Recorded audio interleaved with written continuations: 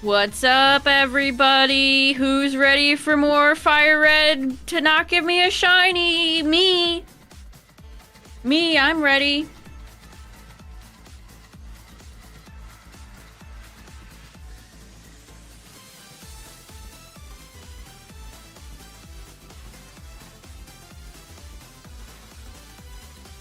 I'm almost at 14,000. Damn!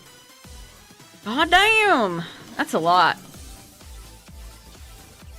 There's not a single shiny to ever be found in this patch of grass outside of Mount Moon. Not a single one. I'm actually approaching double odds soon. We are actually approaching double odds. No.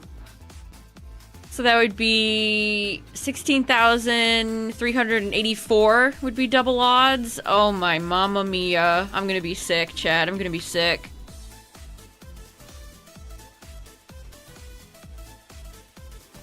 We are approaching double odds.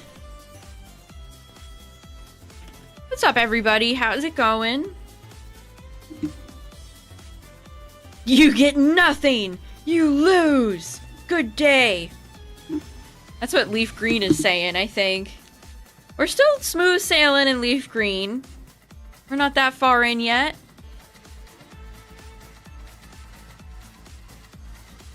Watching my Shining Pearl playthrough. What's crazy is that I, like, don't even remember it.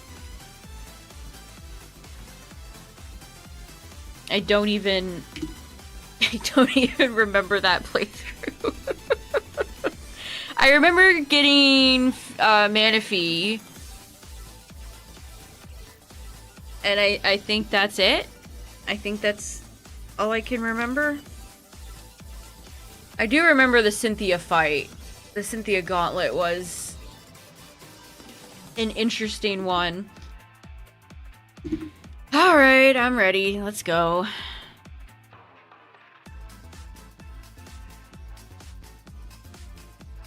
Alright, we're starting off strong with a Magmar. Very nice. Magmar and Rapidash are 5%.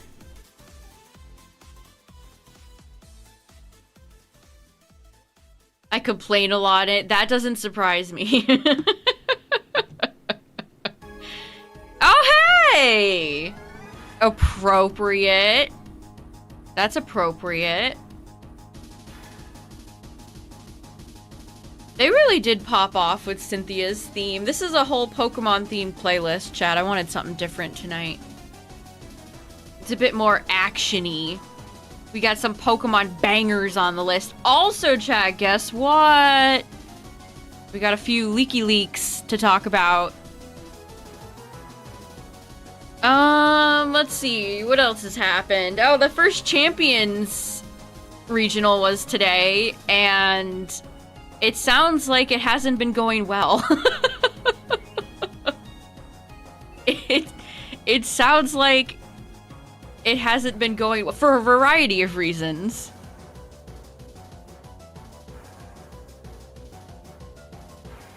Next Minecraft update. Oh yeah, speaking of Minecraft, I saw they're starting to film the second movie already. That's crazy.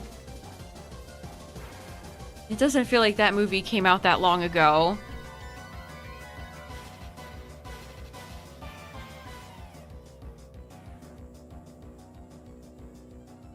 Alright, we're getting several Magmars. Front-loaded.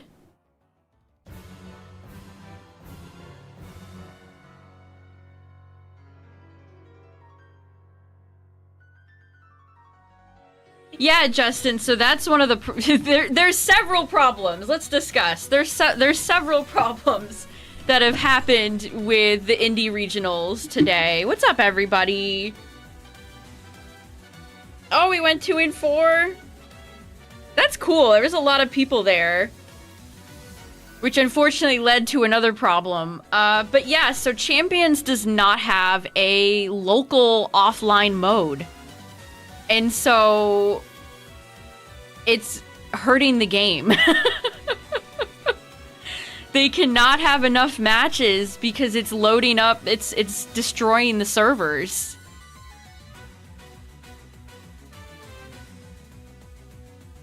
Which, yeah, you know, having no local mode is quite bad.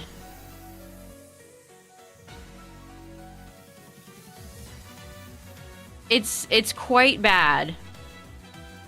But then there were other issues, such as apparently all the bathrooms broke in the venue, and there was also no water. So all the water fountains went down too. Uh-oh. That's not great. Yeah, Justin, they need to this is something that should have been, I mean, this is a great song, but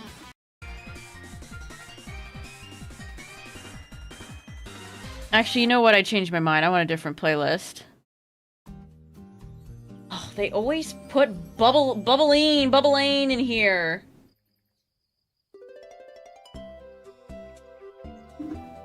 Yeah, apparently the convention center is garbage.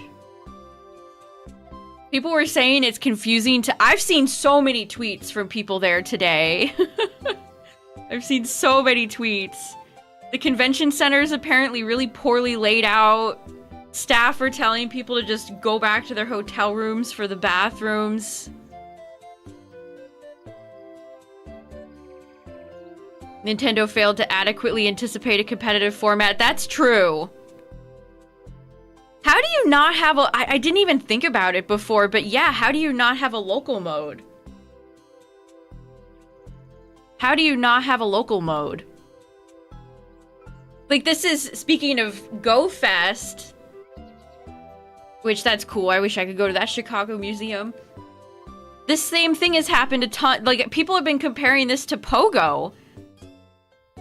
Because Pogo has to be online. So they're saying they might need some sort of appeal system just like Pogo.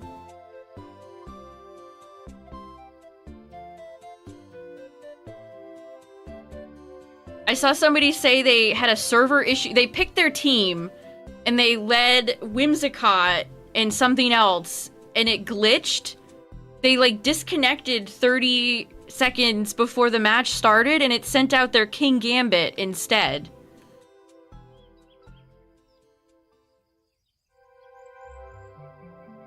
I would be so upset. The game just decides, oh, I don't know what happened. Anyway, here's your King Gambit. Wait, what? Wait, what? Oh no.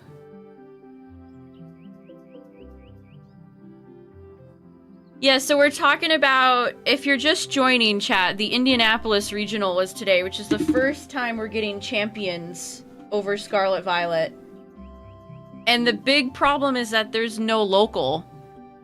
There's no local mode. So the servers were really having some problems.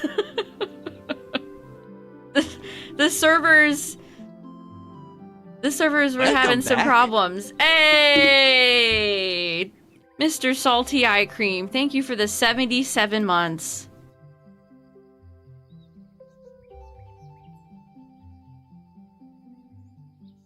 Let's get some hypers for that.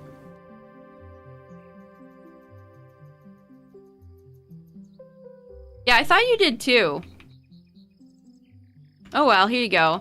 Thank you for the 77 months.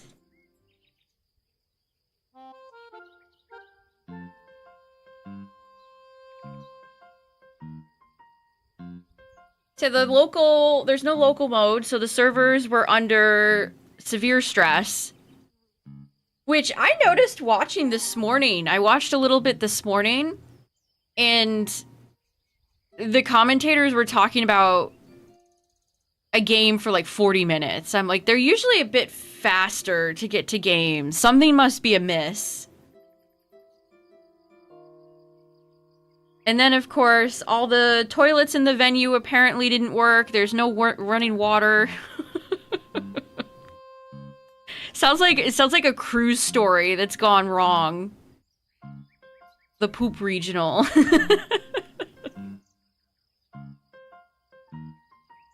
Oh, with an event filled with so many kids too. That's brutal.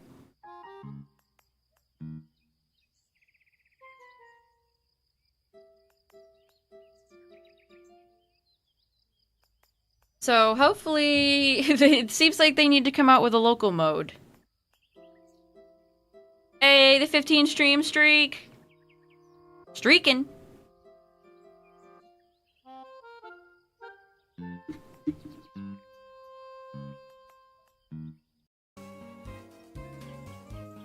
Oh, Azalea Town, lovely.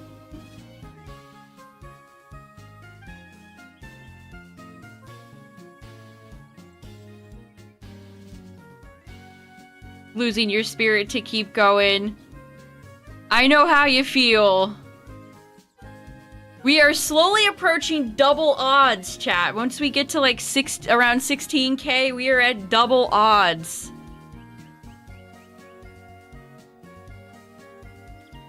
You had to go to Indiana.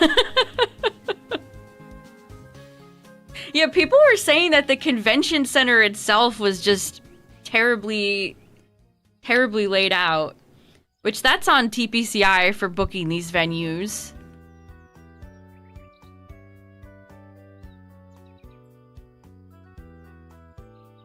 An 80% chance to find a shiny within the first 14K. Ugh. The odds are definitely not in my favor here. I feel like I'm being pulled in two different directions, chat. LeafGreen has gone so swimmingly on one hand, and then on the other hand, FireRed is dragging me through the trenches. I don't know how to feel. I'm in a last case of emotion. Yeah, how are they gonna figure this out for Worlds?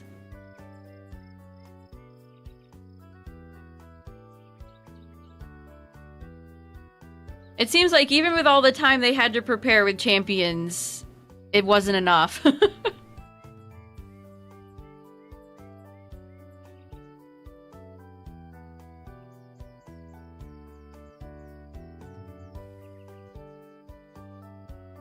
What do I not want? I mean, Pidgey would probably be the most boring.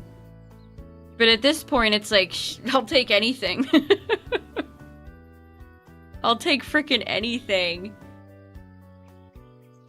Yeah, Sword and Shield is when they first started implementing, like, the ability capsule and all those items, so it's challenging. Yeah, that's true. NAIC is in 2 weeks. Ooh. Hope they can figure it out before then.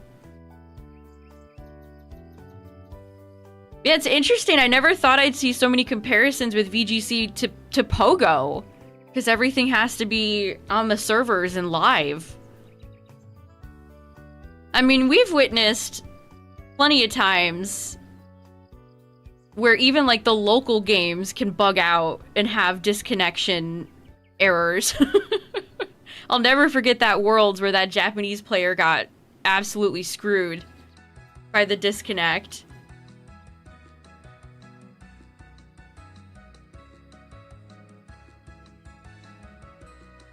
It was interesting, too, seeing some of the... I'm so familiar with the meta in Champions that even though I don't play doubles, I'm still, like... You know, I know all these Pokemon very familiar... Like, we're close at this point.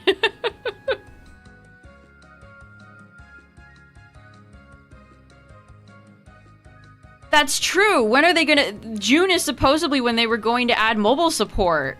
How bad is it gonna be with mobile phones? I didn't even think about that. Oh no. What's up, CB?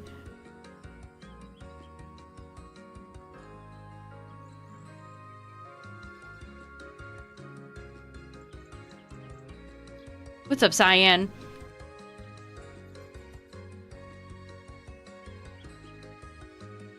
I need to go back and rewatch the rest of the VOD. I only caught a little bit of it this morning, but...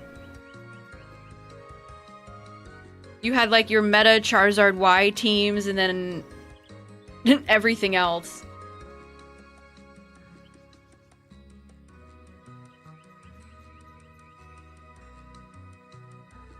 Yeah, nobody got DC'd today for celebrating.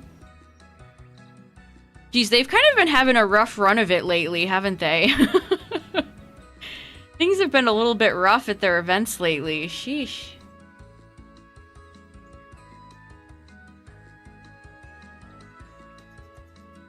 Crazy how fast these encounters are. Like, I've been streaming for 15 minutes and we already got 40.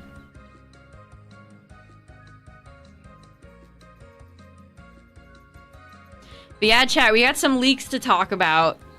We got a few, which, of course, whenever we talk about leaks, grain of salt and all that. But it's been so long since we've heard anything from Winds and Waves. I'll take anything. Just like in FireRed, I'll take anything at this point. You got your shiny Charmander last night? Nice. Yeah, the Flubber Pikachu. Hold on, let's get this encounter out of the way and then I'll bring the post up. There's a few interesting little nuggets here. One of them I'm particularly interested about. There's nothing crazy here, so if you're leak averse, there's nothing like... There's no pictures or anything. This is just text. Alright. I still don't know what's happening with this Flubber Pikachu. Here we go. We have... Looks like the name of the new battle mechanic in Japanese is Netsu. Okay. The seed Pokemon idea is still in a major part of the plot. It's essentially going to work as the third legendary. That's interesting. We'll touch back on that. Here's what I thought was the most interesting here. The champion is cool and initially antagonizes the player. Huh. Like, antagonizes in, like, a mean way or, like, a jokey joke? Scrub. You gotta get better before you can beat me. There will be 3 friends, like in Scarlet and Violet. One is from Kanto. Here's where they kind of lost me. A big corporation is behind the evil team. Again? Also, behind the labs related to the main Netsu gimmick. This is just making me think of Aether, Lusamine. Like, this is just a direct...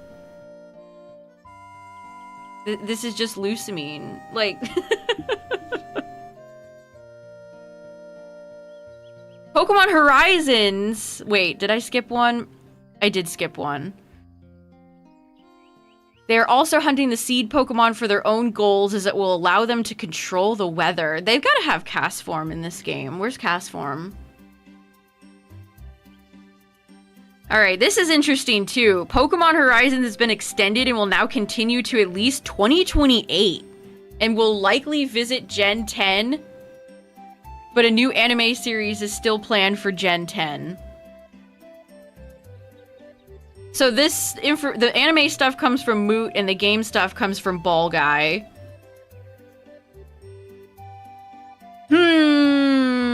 Interesting. So we'll have a 3-friend group. I like how they point out that one of them is from Kanto. Are we seriously doing another evil corpo? Yeah, Aether, Macrocosmos, Lysander Labs, Quasartico. Oh my god. Maybe Game Freak should look within. But yeah, that's all I got. That's the scoop.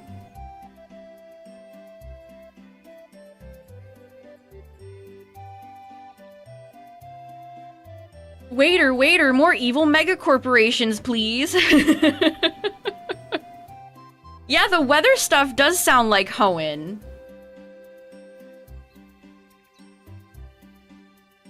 I'm kind of happy to hear that it's just like a 3-friend group and not... Like, there were too many damn characters in ZA. Just keep it to a small number of friends. Yeah, we can't get just like basic mobsters anymore. we can't get just like somebody who's evil for the love of the game. Unfortunately, it has to be like corporation bad. 25 classmates. I still have no idea what this gimmick is really supposed to be, though. We've had descriptions and, like, broken machine translations of what the gimmick is, and I still don't understand it.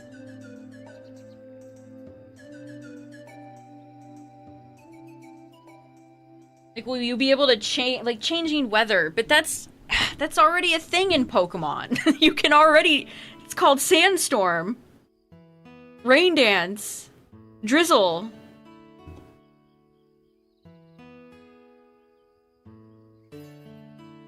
And it's not just Game Freak that's, you know, big corporation bad.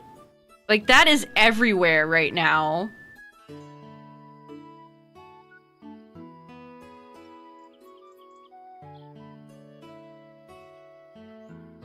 So the champion is going to be a little bit of a prick. I'm intrigued. I'm intrigued. I would not mind a champion with a little bit of spice.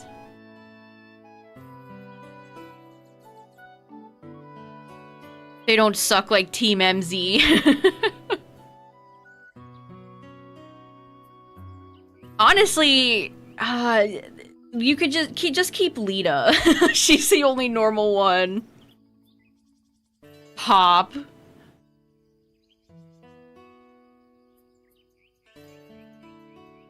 Team capitalism. Well, they're casting stones from their glass house, chat. That's what gets me. It's like, you guys make $1 trillion and you put like 2 cents into your video games. How, again, look within yourself. Go stare in the mirror.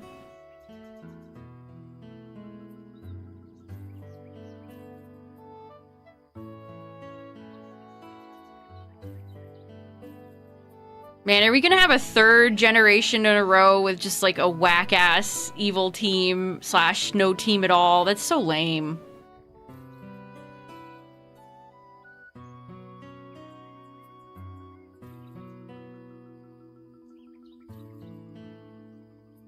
I mean, Quasartico barely even factors in, honestly.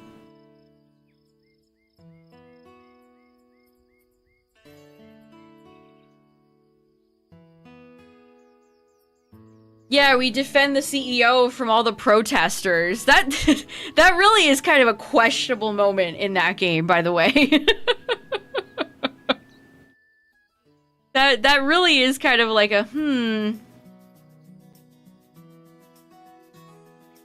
I feel like you could look into that.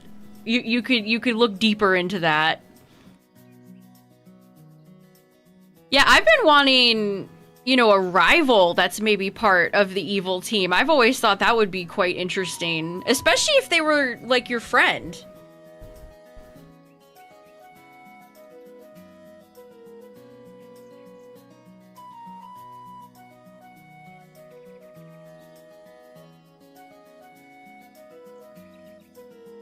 Yeah, Corbeau certainly has questionable methods, but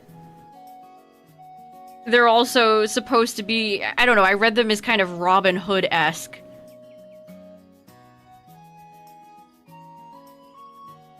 Corbeau has his questionable methods, but his overall goal is to help the city, so I would not...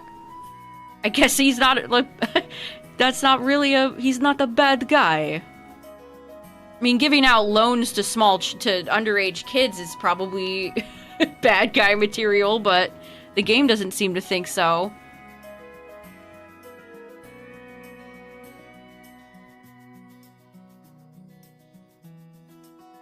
You hate Hop more than the Sword and Shield villains.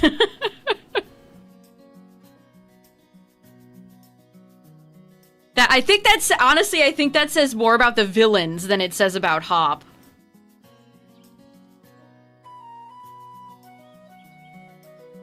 I can't believe we got a rival character named How. And then they turned around and gave us a rival character named Hop. Game Freak repeats the strangest things. Yeah, there's nothing there. Nothing at all.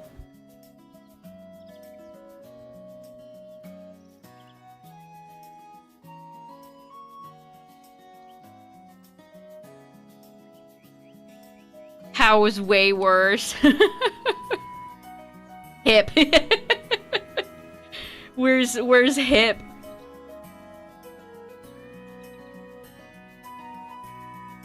Yeah, Hop has a very small little character arc, which is more than you can say about most of the other characters in Sword and Shield. I think the best part about Hop is when they take away his double. It's a little bit of show don't tell storytelling, but that's, you know, being very generous to them. It's being very generous.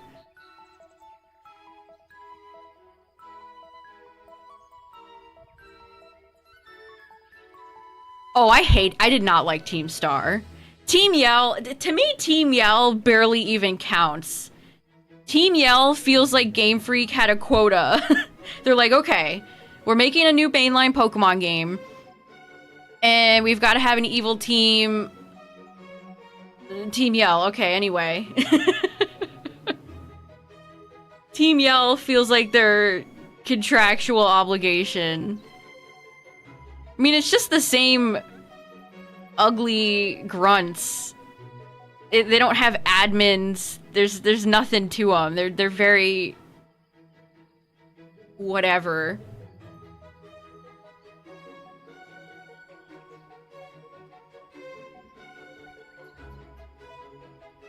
Oh yeah, Marnie has no character whatsoever.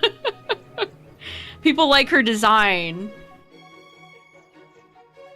There's nothing about her character in Sword and Shield that is noteworthy at all.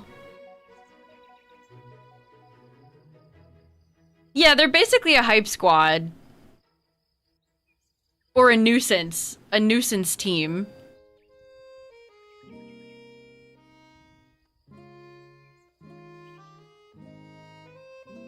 I honestly think you could have cut Team Star from Scarlet and Violet. I think you could have cut them entirely. And focused more on Arvin and his story and maybe flesh out Penny in a different way.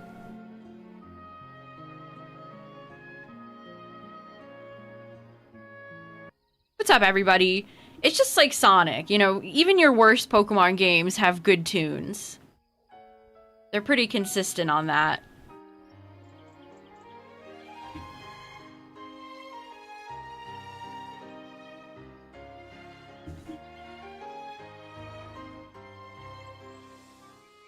My god, this Rivali song is giving me nostalgia. Ravioli, ravioli, give me the formioli. Oh yeah, Team Skull? I think it worked perfectly in Sun and Moon because you had Team Skull, which on the surface, I mean, I think most people suspected something was wrong with Lusamine. Like, she kind of had sinister vibes. She was giving off sinister vibes even before the games came out. But it was kind of like Team Skull's your red herring, even. And then you get the reveal that they've been working under Team Aether. Like, I thought that worked.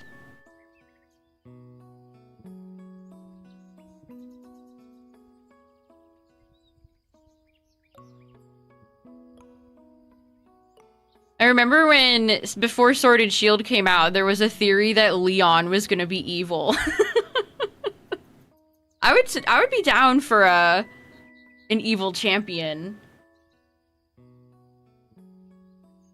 Feel like posers? They are. They're absolutely posers.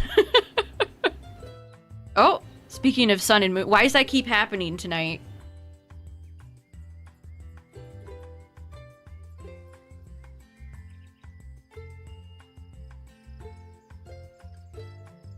Yeah, they don't really do, like, big plot twists.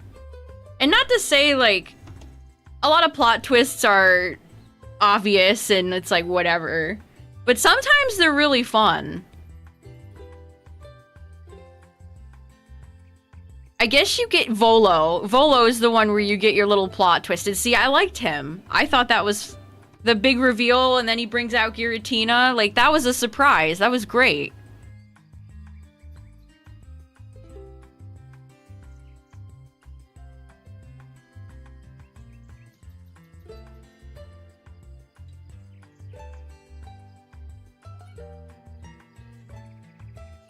Is FireRed okay? I don't think so. I don't think it is. We are slowly approaching double odds, if you can believe it, chat. I'm disgusted. Guzma's a really fun character. He's probably my favorite, like, villain character in a very long time.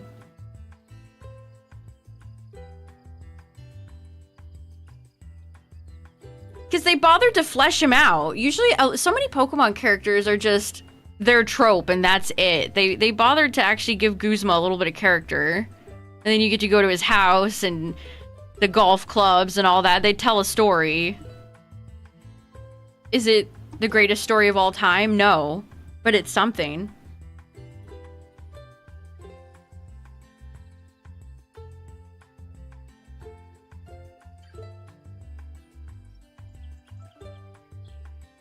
Let's hope the champion in Gen 10 actually has thought put into their team, unlike Gita. Also, please be a new Pokemon. See, I'll always give Gita a pass for having Glamora as an ace, because Glamora is very, very cool, and it's not frickin' Charizard or Gardevoir.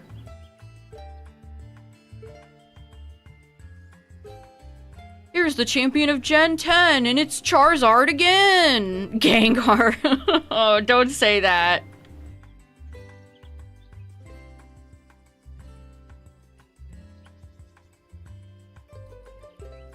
It's Lucario, you guys! Lucario's getting a third Mega Evolution!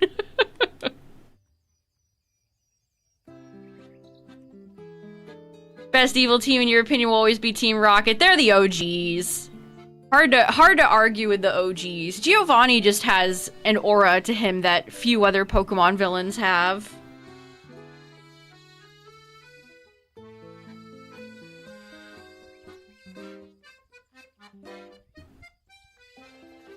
Also, Giovanni also has a bit of a backstory with his son Silver.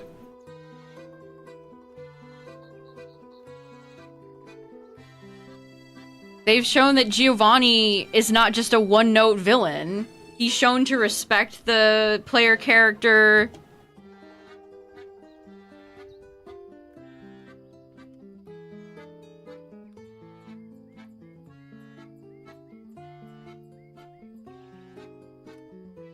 Is it possible to get out of Oak's lab?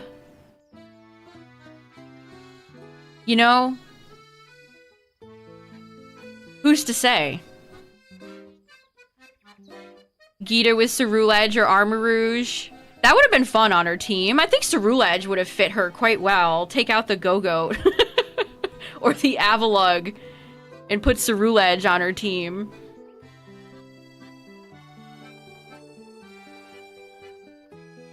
Aqua and Magma are second best. The thing about Team Aqua and Magma that I enjoy is that not only are, you know, they're your enemies, but they're enemies with each other. They don't like each other. So you get some fun interactions between Archie and Maxie across all of Ruby, Sapphire, Emerald, Oraz. Ba, ba, da, ba, ba.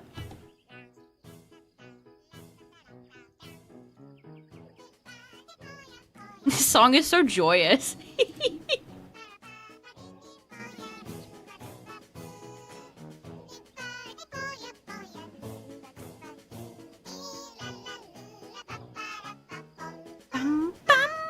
I saw Mario Wonder was on sale with the DLC for like $30 the other day.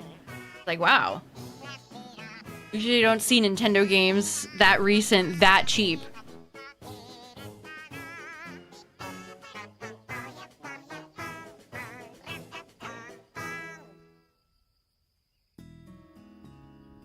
mean, something about the portrayal of, like, mobs or Yakuza, like, they just hit. They have a whole franchise about the Yakuza. And it's great.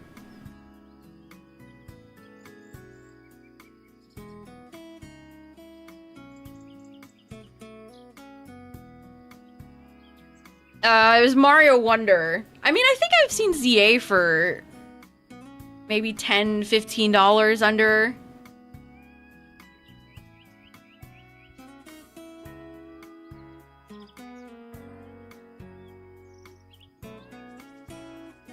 A sign of mental illness. Oh, people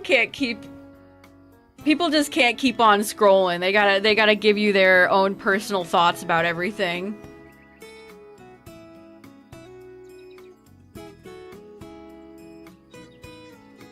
Costco had ZA on sale for $30. Oh, I think I remember that.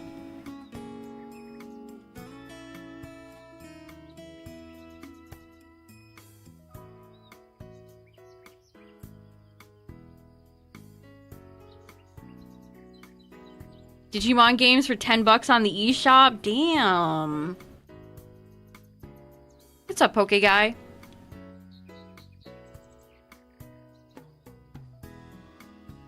Oh, we just hit 2,500 and 13.5K.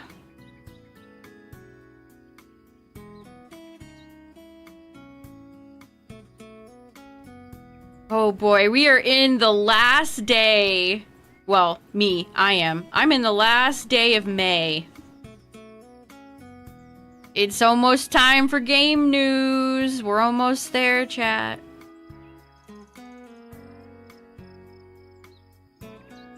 Nintendo, whenever you feel like it, go ahead and announce that direct. I'm ready. I saw Jeff Keighley tweet that he enjoys riding in Waymos so he can watch all the secret trailers and not worry about ending up on Game Leaks subreddit.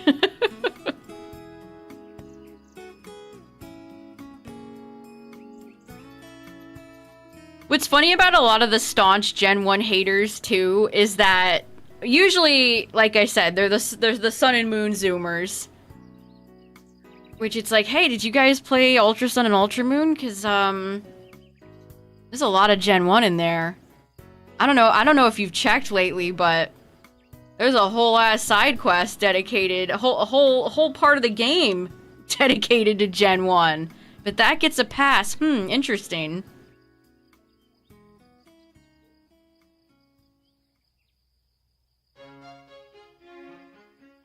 Can't say that about Gen 6 either, or X and Y. There's so much Gen 1 stuff in X and Y.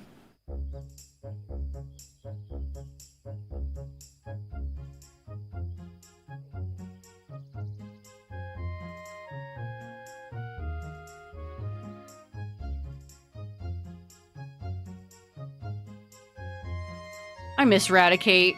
They ought to bring him back. Where's Raticate at? And where's Alolan Raticate so I can shiny hunt it?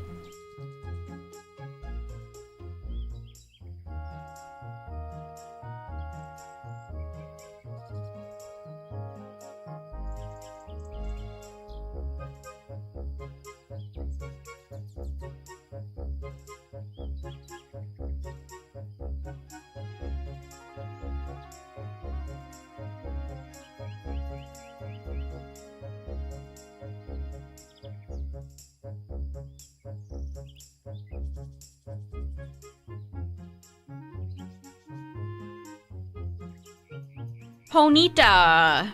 Are you feeling Ponyta?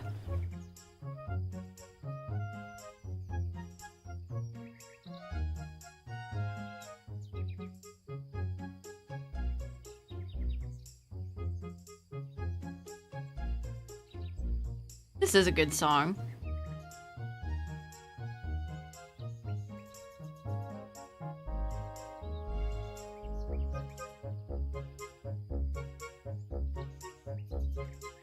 What is this? It's Outset Island from Wind Waker. It's funny, even though I never played Wind Waker, I've seen so many people play it on and off, and I'm so familiar with the music. How have they not re-released the HD version?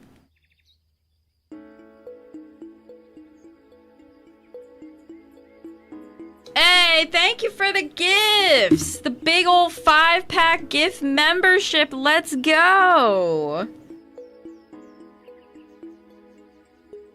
Where's my hypes? Where are my hypes?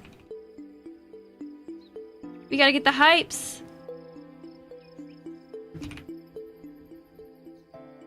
Oh no! My broken emote code. Thank you so much! I appreciate it! Rarsome, thank you.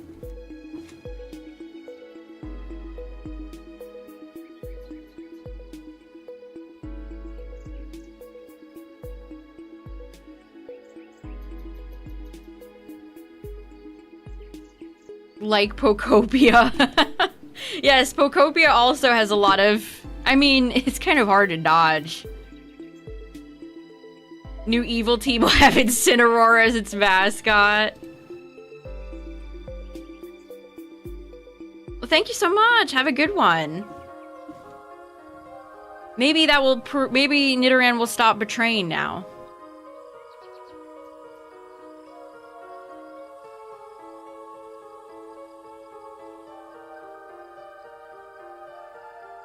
What did we ever even battle Jet in ZA? I'm struggling to even think if we even fought her now.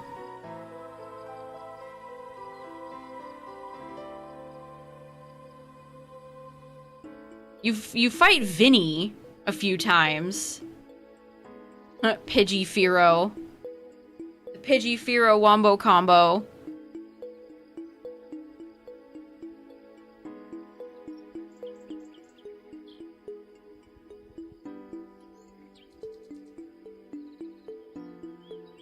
If LeafGreen shines before FireRed again, I'm gonna lose it. Negative aura. You never get to battle Jet.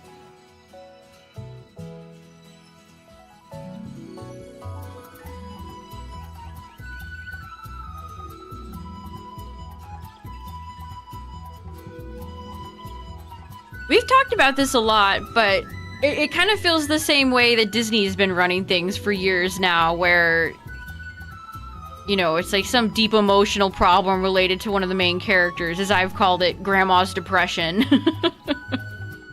Instead of like an actual group or individual who has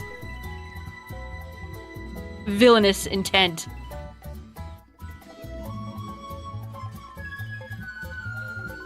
Like, they just don't make villains like, you know, Hades, Scar, Jafar anymore. Ursula, Cruella, etc., etc.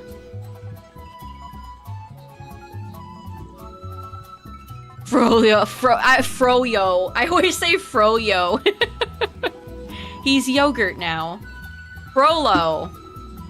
Yeah, Silver, if Silver came back.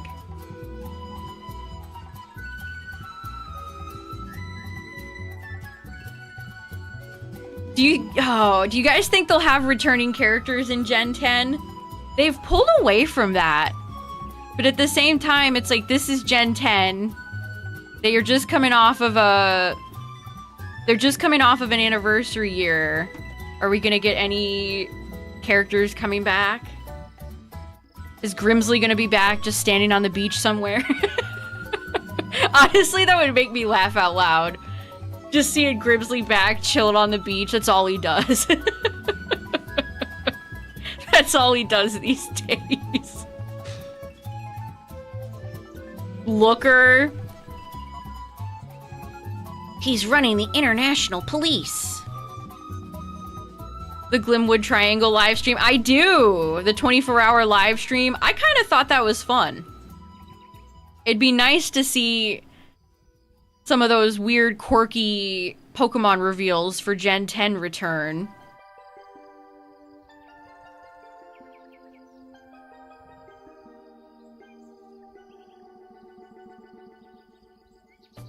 Ooh, speaking of good Zelda songs, Zora's Domain.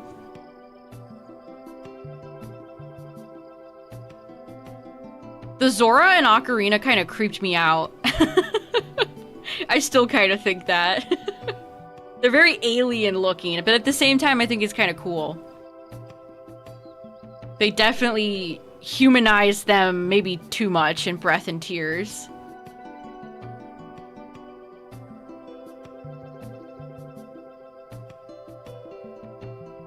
Could you imagine if Clement or Sycamore showed up in Gen 10? I would be fuming. Unless Clement shows up, he bursts through the door and he's like, you guys aren't gonna believe this. And then he has Lumiose Tower all blown up on his iPad or whatever.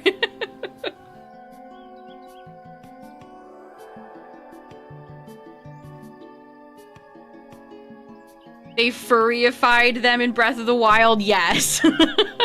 Scalyified them. Whatever term would be most appropriate.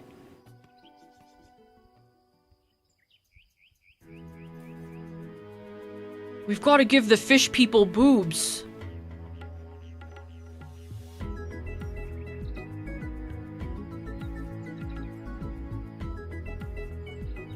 I mean, Princess Ruto... I mean, even she looks very alien compared to how, like, Mipha looks, for example. Not everybody can be as sexy as King Zora, I guess. Moeep. Moeep. Moeep. Add voice acting. I think if they were going to have voice acting in Winds and Waves, we would already know, unfortunately. Oh, great. Another round of why does Pokemon not have voice acting discourse as soon as Wind and Waves comes out. I'm so excited. Rev up that discourse. Looking like Squidward.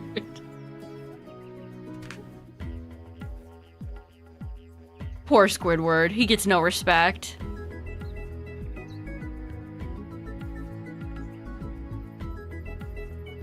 Why does this almost sound like do do do do do do do do do do do do do do do do do? Oh, this is Vacationing Australia and Tomodachi Life. It sounds like a Little Mermaid song.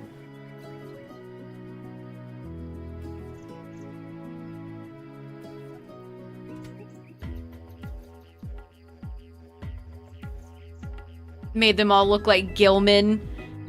So many monsters have just become yassified over the years. It's very sad. You see this? I complain about this to Tyler like every day in Yu-Gi-Oh!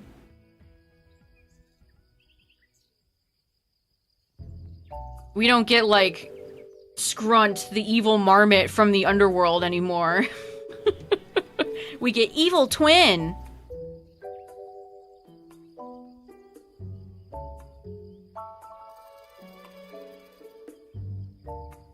What if we had an archetype that was a bunch of anime women? Oh, never been done before. You have to mute in Kingdom Hearts? Oh, really? That's such a bummer. But doesn't surprise me. Here's to hoping there's no copyright Ed Sheeran song in the credits of Winds and Waves, chat.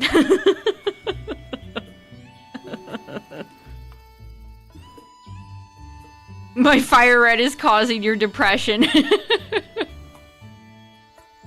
I think FireRed might have depression. He just hasn't been the same.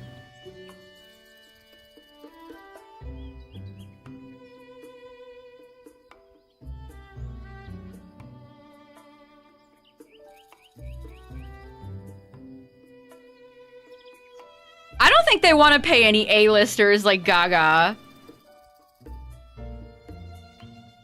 I think TPC, I think Game Freak is or TPCI, whichever division decides that, because I could see TPCI having a hand in that.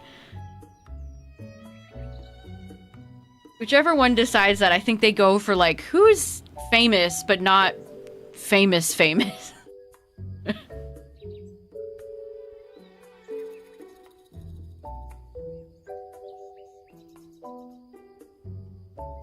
Yeah, Charmeleon.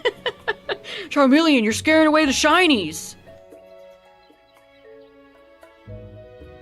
Charmeleon's exuding a foul energy, a foul aura. Howdy.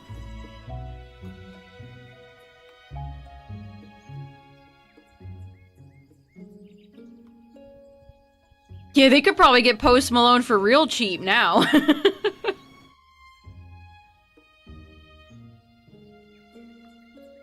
Yeah, I got my Dratini from the Game Corner. It's the Game Corner. If you ever shiny hunt in these games, chat, definitely do the Game Corner. No matter if it's Abra or Dratini or anything like that, because you get to do multiple checks. Although maybe not Porygon. Is Porygon cheaper in... Whatever game Porygon's cheaper in, you might be able to pull that off, but... Getting 2 Dratini checks at a time was very nice. I was still very, very lucky.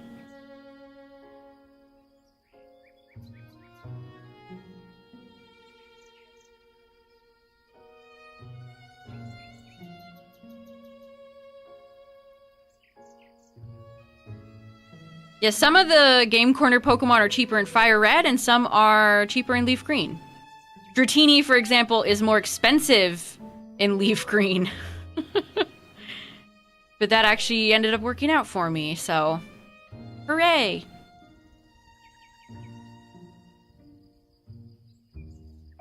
I'll tell you what, chat, and listen, FireRed, listen. Listen, FireRed. I will take you to the promised land. We might hit the Game Corner up immediately after you give me my shiny here.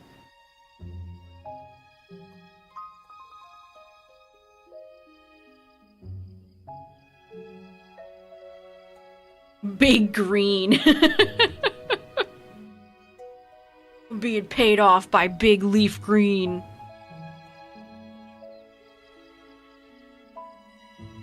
I bought Carp.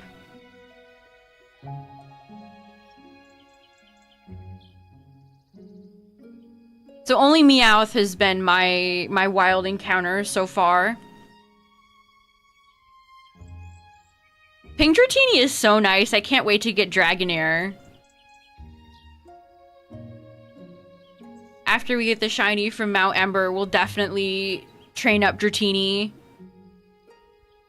Maybe I'll try to get Dragonite before the Elite Four. That might be fun.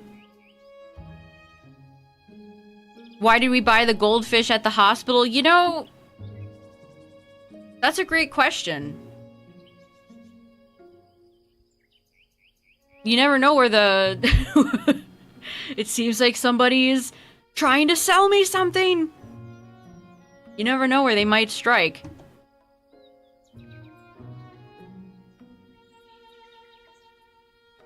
Yeah, we need to Mog Lance.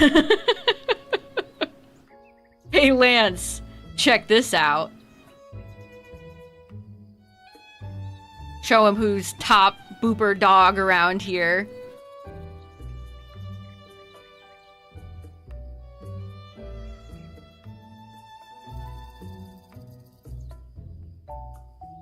So we will definitely hit up, we're going straight to Celadon after I get my shiny in FireRed, whenever that may be. I've got to play so much of the game. I've got to play, I haven't even gone through Mount Moon yet. I have to get out and beat, I almost said Cynthia. Misty, and then we got to go tackle Surge. We've got to do all the nugget grinding. On Nugget Bridge. Oh my goodness.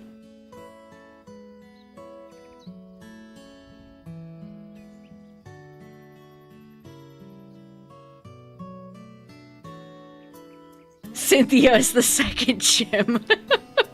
You hear her ominous piano music from outside the gym as you approach. They should have made that a running gag. Like, bring Cynthia back in Gen 10 and have her, like, surprise you like she does in Gen 5. That would be so funny. Yeah, that would be like ROM hack tier trolling. We do a little trolling.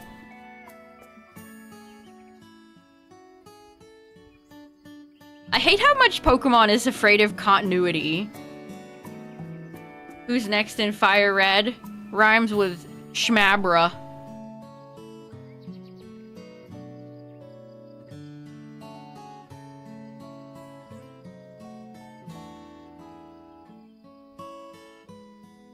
How am I going to fit this giant number in my layout, by the way? I'm just having a realization now.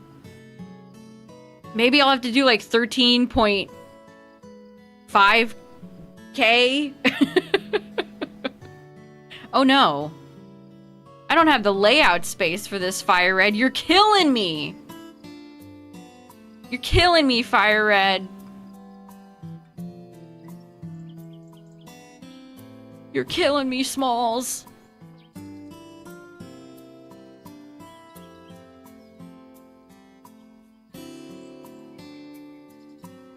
I already had to rearrange my LeafGreen layout a little bit, which I then copied for the FireRed side.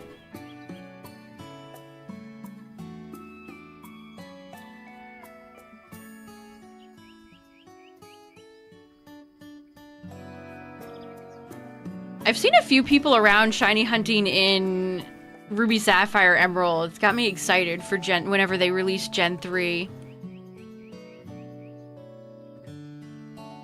Bear the weight of this huge number. Booper's like Atlas. Yeah, they want to keep them all as self-contained as possible, which... boring. No fun allowed.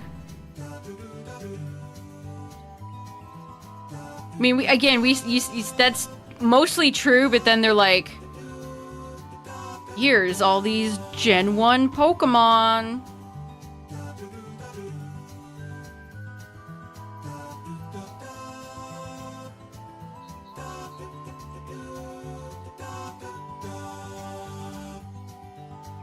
Sounds like a smooth McGroove song. But it's an official Mario Wonder song. The low encounter rate Skitty. That's a great route, though. That route has so many bangers. You got Nincada. Whismur is there. That's a great route. I might shiny hunt there.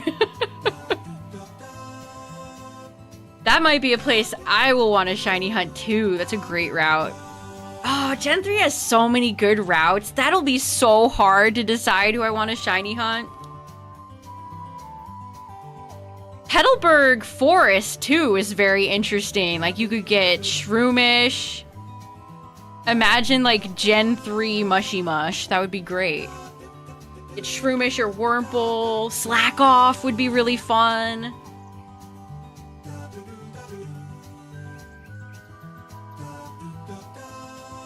What's up, everybody? We are rapidly approaching, if you're just joining, we are rapidly approaching 14,000 in FireRed. Help. I'm sad.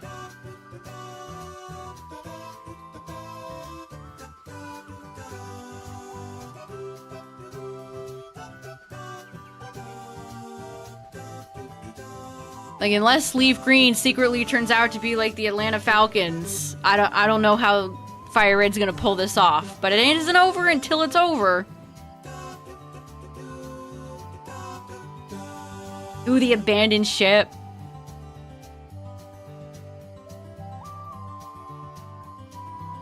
I saw some people talking about open world Pokemon games the other day about that there's no, like, how do I describe this? The games being so open world means there's less, like, neat places to discover and explore.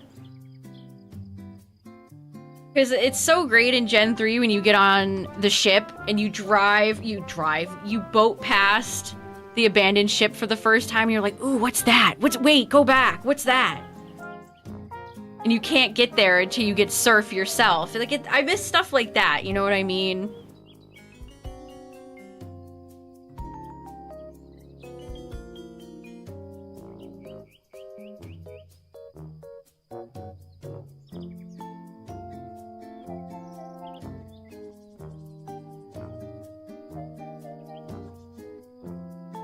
I mean, I'll shiny hunt the Safari Zone for Safari Week, but besides that, not a place I really want to go.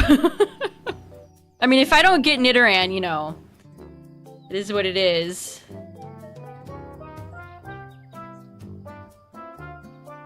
Yeah, Cyan, exactly. It's like, what's here to really discover, you know? Wide open, empty nothingness. Where's the secrets? Where's, like, the actual cool items to find? Like, it's all just sparkles on the ground of items you probably have 25 of in your pouch. In your pack. Ooh, you're at 27.5k for Squirtle. What is wrong with Squirtle, chat? Squirtle is betraying all over the place. I've seen more Squirtle betrayals than I feel like I've seen Bulbasaur and Charmander.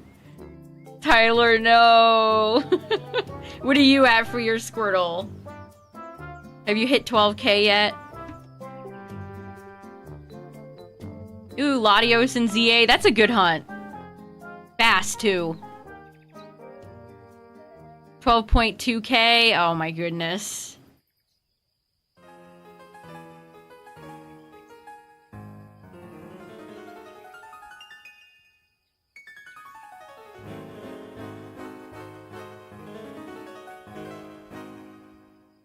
The tiny turtle is the biggest betrayer.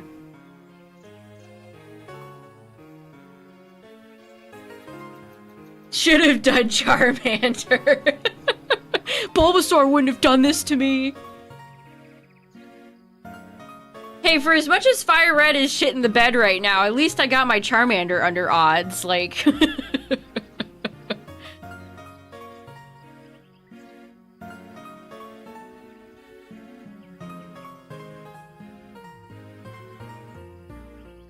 I think we'll return and get some legendaries after the challenge is over. So the main goal of this is we're gonna get a team of... Whichever game gets a team of 6 shinies, not looking like it's gonna be FireRed, and beats the Elite Four first is the winner. It's an epic race between me and me.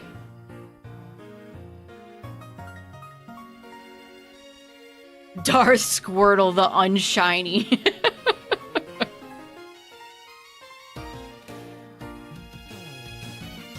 That's one of Palpatine's favorites.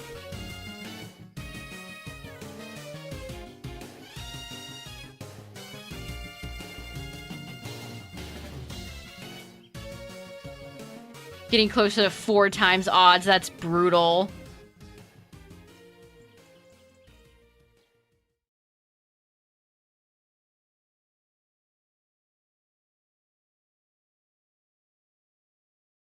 Seriously, not a single shiny in this entire patch of grass for like a month straight, FireRed, really?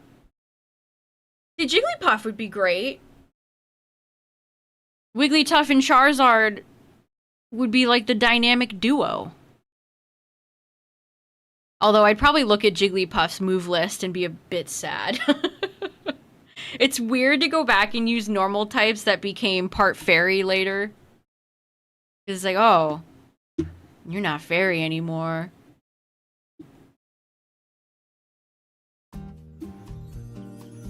Were you too early for that?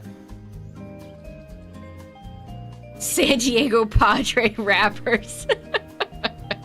San Diego loves the Padres. That's fun. I was talking to my dad. My dad's a Giants fan. San Francisco, not New York.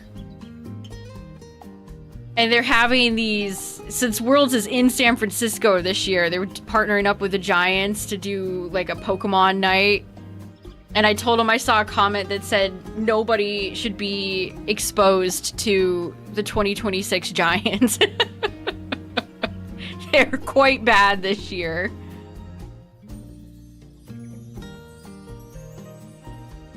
At least they're not. At least it's not the Dodgers. Add a new type in Gen 10? Probably not. But it might happen eventually. I don't know.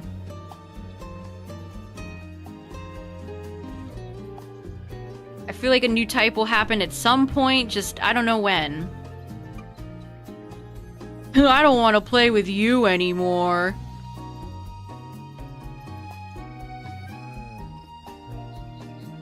A Mets fan. All about the Mets, baby. A type to offset fairy. They need to make a new goated type and then have bug, ice, and poison be super effective against it.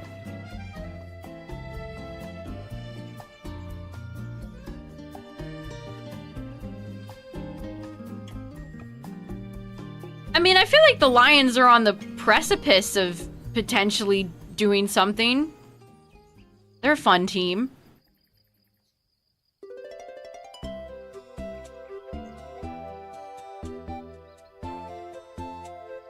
Top 4 at NAIC. Good luck, Purple Pikmin.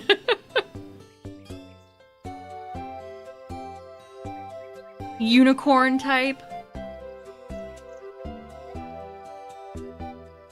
What are the ones people always bring up? Like sound type, light type.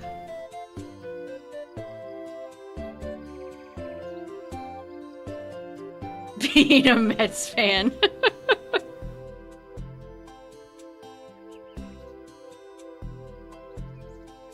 I love all the, you know what I'd love to do, chat? I'd love to go to Japan and see one of the Japanese baseball games. Those look like so much fun. Cosmic type. Think of all the Pokemon you could give Cosmic type. I don't know why, but the first one that came to mind was Behem. Rev up that Behem.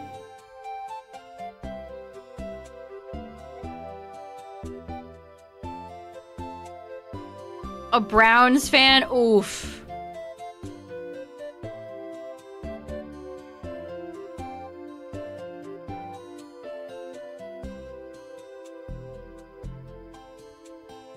Doing some cool chants. That is cool.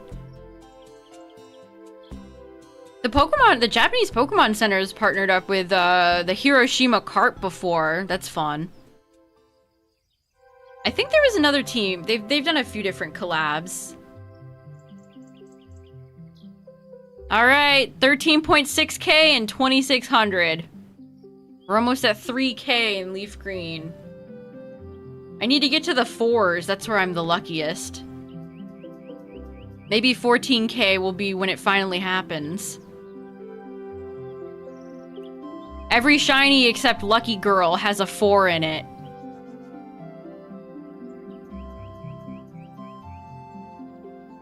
Man, Pink Magmar would be so cool.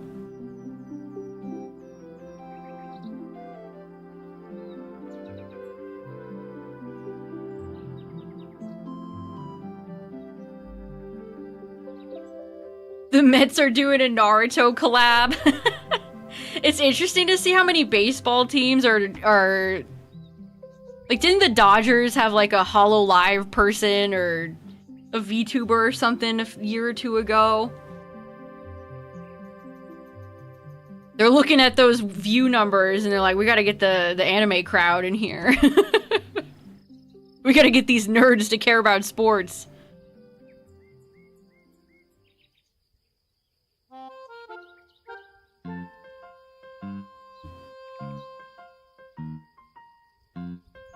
Too bad sports games are so freaking expensive. I mean, baseball games are still, I mean, depending on the team, I'm sure. I'm sure Dodgers tickets are more expensive than, like, the Baltimore Orioles.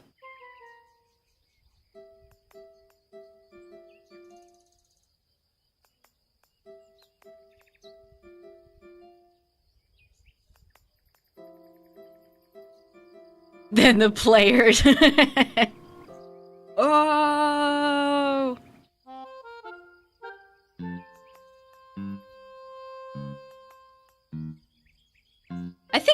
Popeyes? Didn't Popeyes have a one-piece, like, chicken meal or something like that?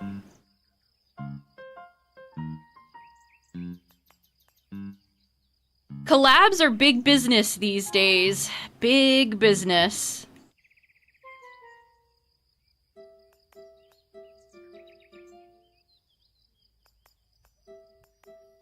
Popeyes is good. Popeyes typically never leads me astray. Not that I get to not that I have it very often. But whenever I get to have it, it's tasty. Usually McDonald's gets Pokemon. Oh, the K-pop, yeah, the K-pop Demon Hunters collab at McDonald's.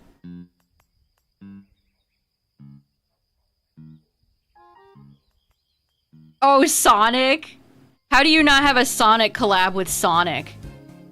Wasn't it like Sonic had a collab with like Del Taco or something like the last time when Sonic 3 the movie came out?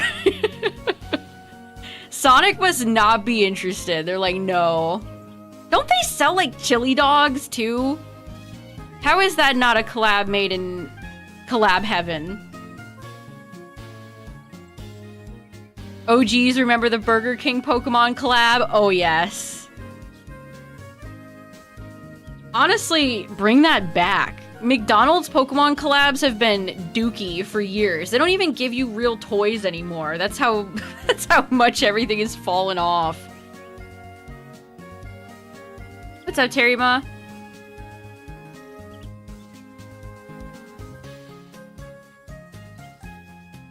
Olive Garden. Where's the Olive Garden collab?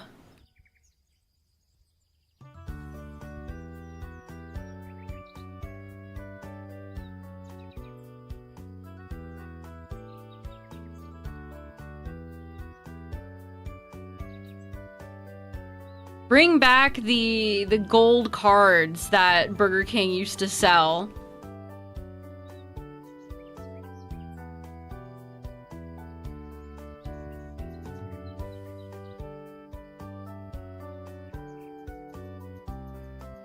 Arby's.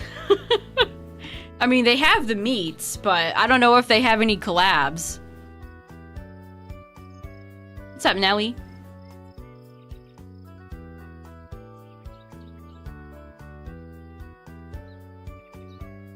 And some breadsticks would go hard right now. That's real.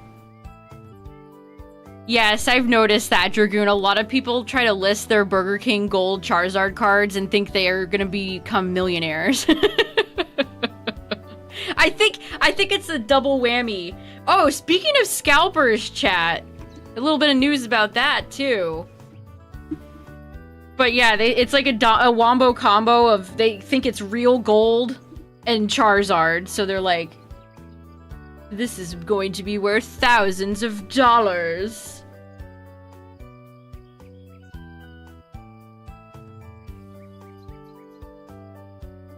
So, I believe let me find the article.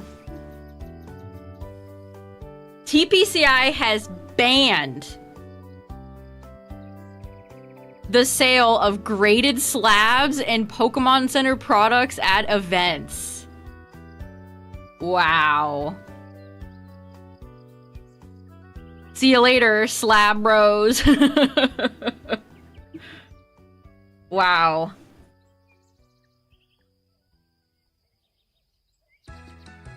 I guess they finally had enough.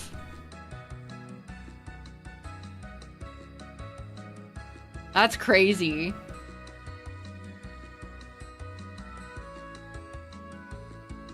Let's see, let me skim through this article. We learned that TPCI is no longer allowing partnered vendors to sell graded slabs at its events, including NAIC and Worlds. The policy will go into effect this weekend at Indianapolis Regionals. We've also learned that vendors are barred from selling items over $1,000 or most products from the Japanese Pokemon Center, including plush and TCG items. This restriction means high-end chase cards such as Umbreon EX can no longer be sold at events. I'm directly reading From Poker Beach. This decision is not surprising. Graded slabs have become associated with the hobby's investor bro culture. Wait a minute. Hold on. At a recent card show, I spoke to an enterprising 11-year-old named Rob, who had taken over an abandoned vendor booth to sell cards. He told me he's been vending for the last year and only bought Pokemon products from vending machines at MSRP. When asked if he played Scarlet Violet games, he said no, and he's never watched the TV show. I just flip cards. I don't know much about Pokemon. He added that he learned about Pokemon investing from watching influencers open packs on TikTok and Instagram, calling Pokemon cards the best investment right now. Ooh, that's bleak. Oh no. Oh no, that's bleak. That's bleak.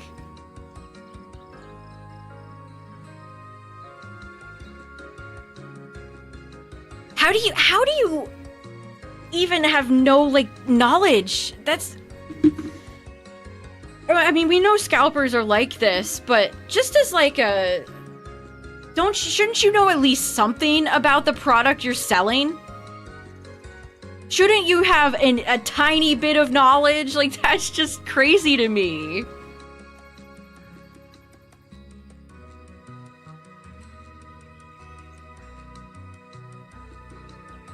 Never played the games, never watched the show. Like, dog.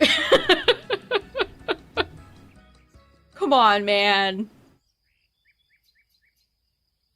Well, TPCI is going out of their way to get these guys out of here, so...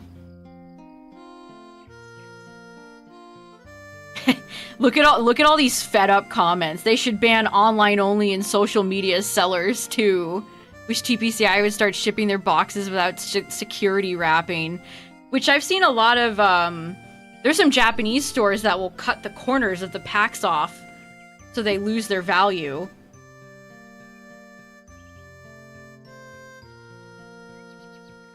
Also, speaking of marking things to lose their value...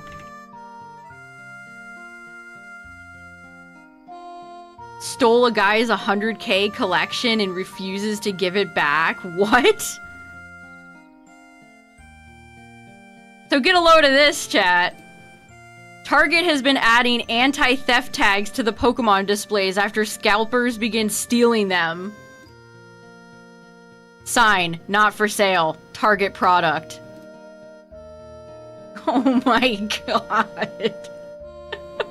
Sold! These are sold! People are buying these! They say sold! People are genuinely buying these! Ugh. People are spending $1,000 on some cardboard signs!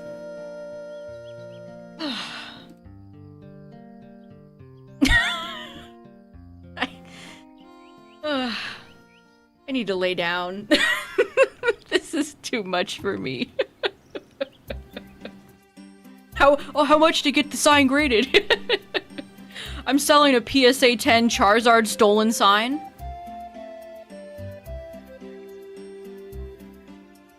Oh my goodness.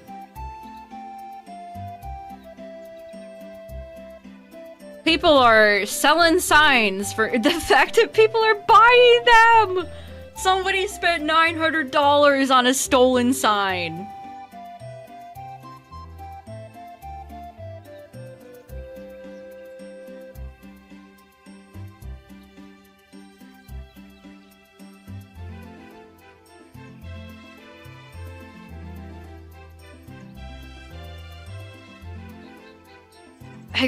What do you even say? Like, what do I even say to that? Like, oh my god. Ugh.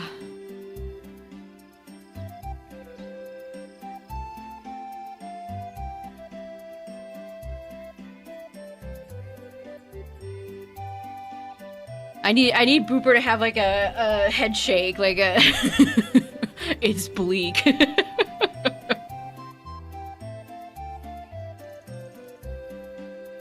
Chaotic has been coming back forever.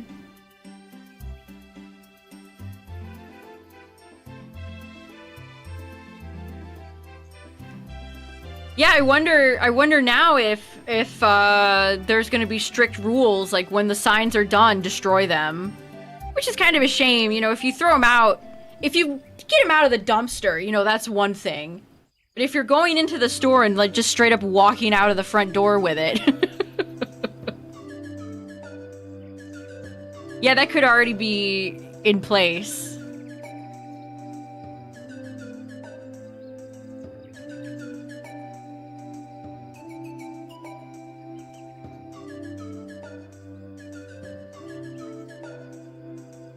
Pokemon Market's gonna crash.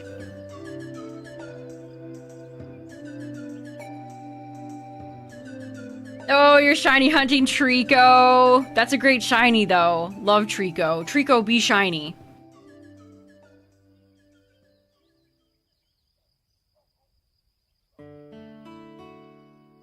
Oh yeah, speaking of the Legos, chat. Which...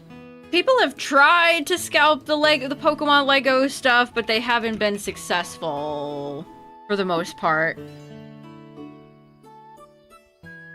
So if you're a Lego enthusiast, chat, you can vote. You can vote on the next set. I think if I were to vote, I'd vote for Arceus and then maybe Joltik. Here, let me make the image a little bigger. Here are our choices. Who you voting for, chat? Who you voting for? It's interesting that they have both the yellow and the silver gray border.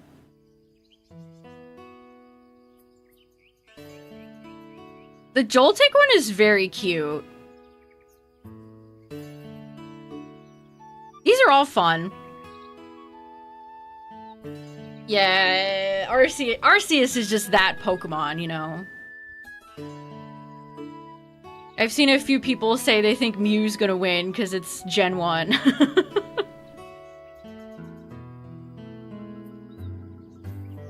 Arceus is even coming out of the Pokeball in the back. Like, that's just neat.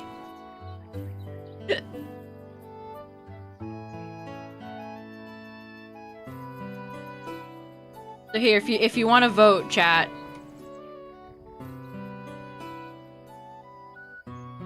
There you go. Scalpers are scalping Pokemon Pop-Tarts. Thankfully, I've seen the Pokemon Pop-Tarts in stores a few times.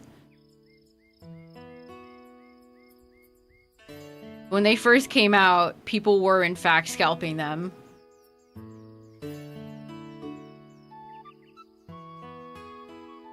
Absolute madness. They're releasing more Pokemon Target stuff, which is where those Pop-Tarts came from. I think we talked about these already, like the Johto, you get the Johto jacket. What is this atrocious badge lineup? Those are not in any order. And then they got Hoenn. If you want to spend 130 bucks on a jacket. And then they'll have just like some various clothing, doohickeys, puzzles.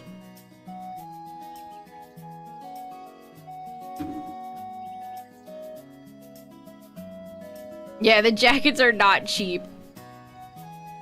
They're also very high priority for the scalpers, so if you want one of those jackets, pray to Arceus. Good luck. You're probably going to need it.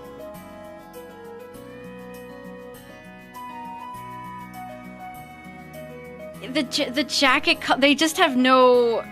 one, they're expensive, and two, it's like...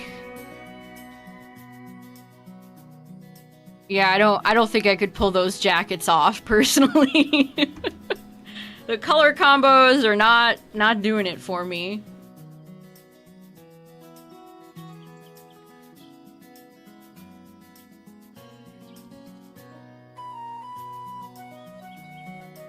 The Lugia and Ho-Oh jackets that the Japanese Pokemon Center had for that Gen 2 promo a few years ago, those were nice.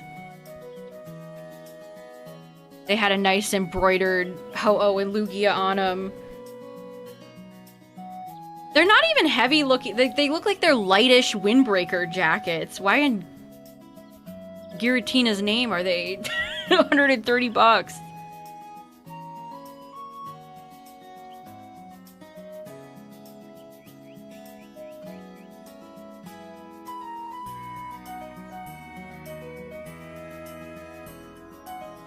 We all know why. You know why.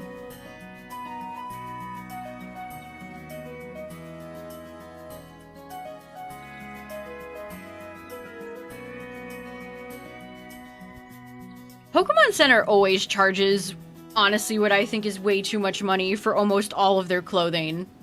Even their t-shirts, I think, are overpriced. And I've thought this even before, like, all the tariff supply problems. They've always had a rich taste in their clothing. Although it's not reflected in the materials.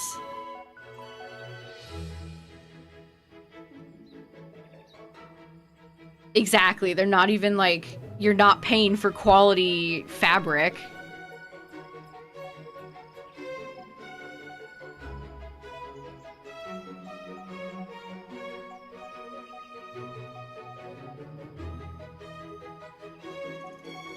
Who has the more expensive shirts at this point? Disney or Pokemon?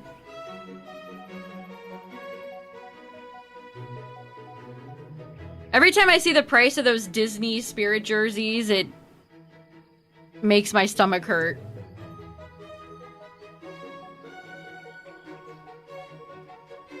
You got your Tina under odds? Nice.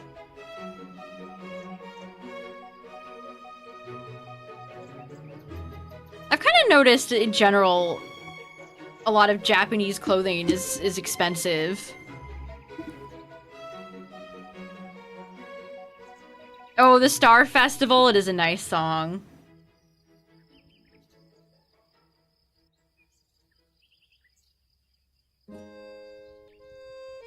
Yeah, he better hand deliver the jacket. Masuda himself better hand deliver it to you.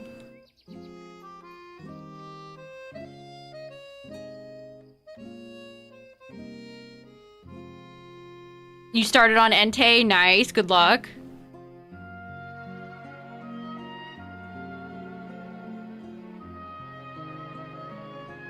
Business suits. Whew. Unless you're Richie Rich, what situation would you ever need a suit that expensive for?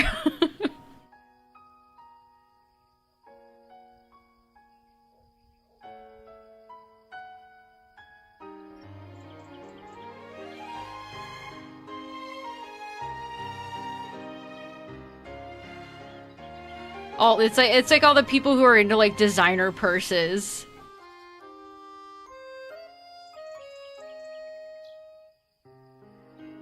Which, you know, do what you want, use your own money, buy whatever you want, your life, but that ain't me.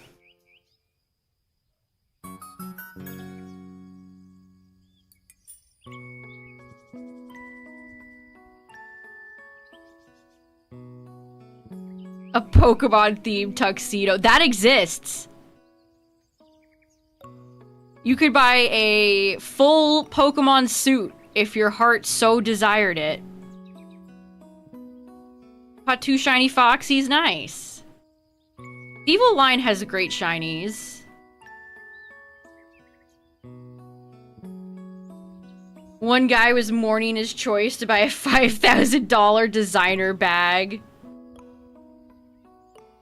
I could think of so many better things to buy with 5 grand. People out there live in whole other different worlds.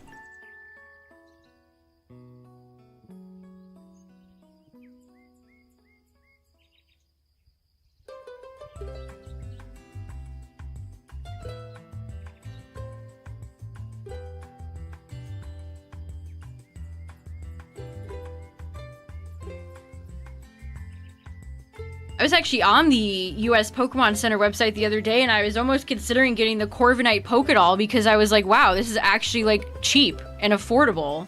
It's $12.99. Most Pokédolls they've been releasing have been closer to, like, $20. Also, it's cute, and I like Corviknight.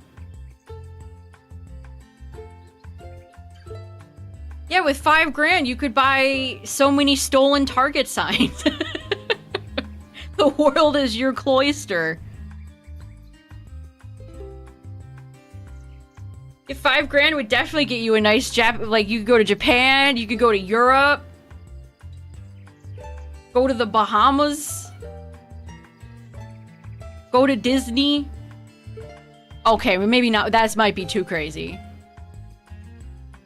The random Ash Greninja plush. I said to Tyler the other day, that must be somebody found a random box in the back of the warehouse.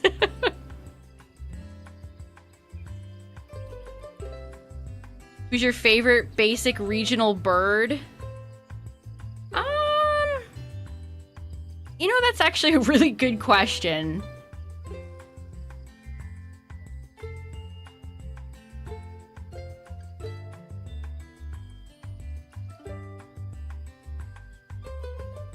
Are you talking like Starly, Pidgey, like not evolved? You could definitely go to San Francisco with 5 grand, for sure. Although, good luck getting in. I've seen so many posts of people who got rejected from going. What's up, Yeti? Evolved or unevolved?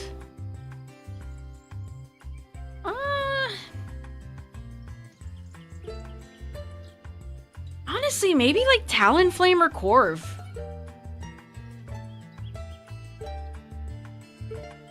Getting sunburned in crowded lines. You gotta fork over the cash for the Fast Pass Genie Plus or whatever it's called these days. Give them extra money on top of your $100 plus park ticket.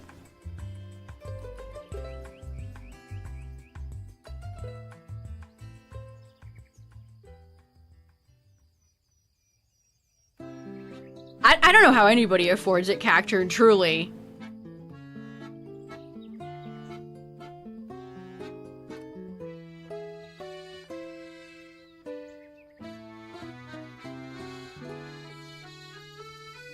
I like Swellow a lot, too. Does Pelipper count? I like Pelipper a lot.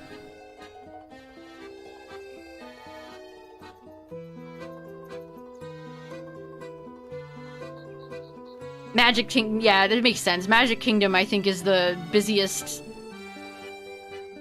theme park in the world, so naturally the most expensive. 160 bucks. Gee.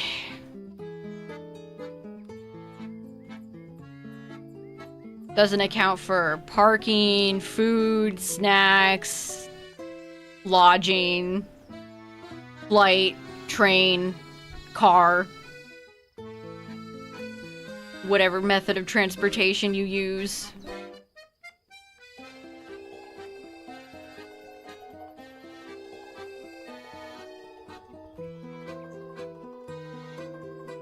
Speaking of Disney, Justin, I saw that a few people were getting upset at Bright Sun Films because apparently one of his movies or something he's working on has footage, a lot of footage of Adam the Woo in it.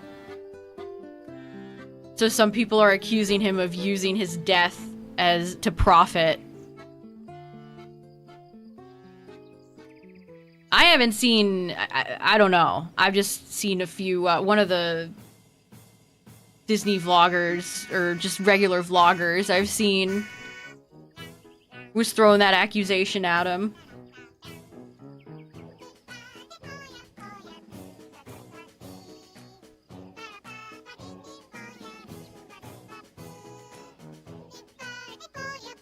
I mean, I wanted to say, again, I don't know what movie he's releasing, but it's like, I feel like he wouldn't do that, but at the same time, I don't know him, so.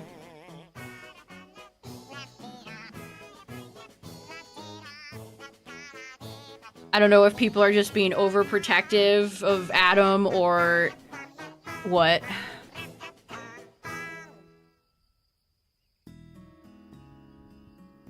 Grilled cheese. Positive. Positive opinions. Who hates a grilled cheese? Unless you're, like, lactose intolerant. If you can't eat cheese, baby.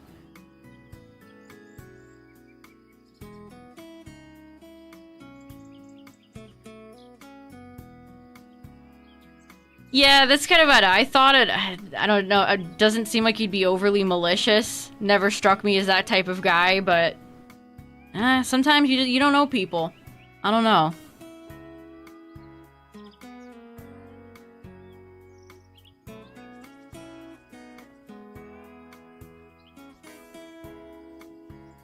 A grilled cheese with tomato soup, that always hits. Hey, the 3-stream streak! 3 strims! Lactose intolerant and still love grilled cheese. One of my improvements has been getting a big cheese grater for fresh cheese, because we always used to eat like just the bag cheese, which is, it's fine, but it's covered in cornstarch so it doesn't stick together and become a big cheese ball. But since getting the cheese grater and just getting bricks of cheese, the fresh cheese is so nice. Tim's has a grilled cheese. I think I've had a grilled cheese at Dunkin' before. Chickpea curry.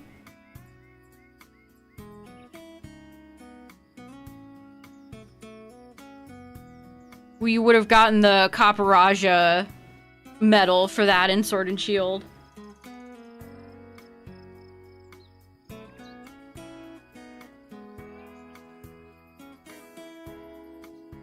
Online it's been panned because people are getting it and the cheese isn't melted. Oh no, that's not a grilled cheese, that's just a cheese sandwich.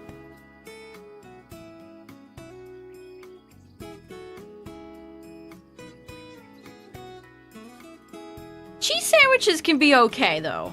I'm not gonna dog on a good cheese sandwich every now and then. I used to have them a lot when I was a kid in school. Bean themed. I can only hope. I want to pick the bean starter. He turns into garbanzo beans.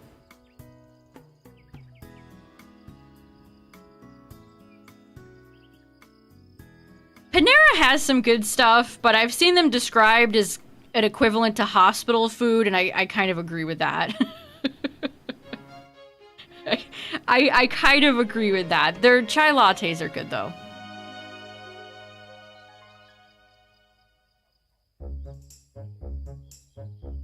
Bean to chickpea.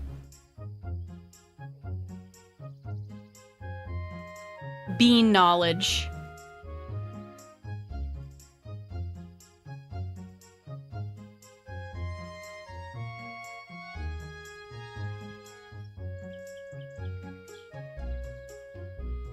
And I'm not afraid to say it, chat. I'm not afraid. I got some Kraft singles in the home.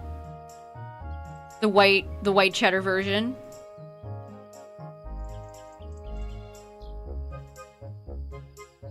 Hey, War Turtle with a 3-stream streak. Let's go.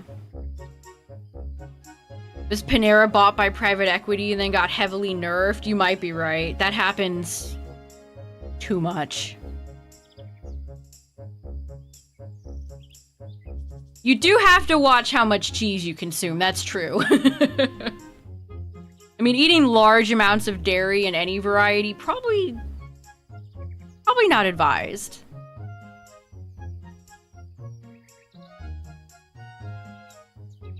Sometimes the plastic cheese just hits.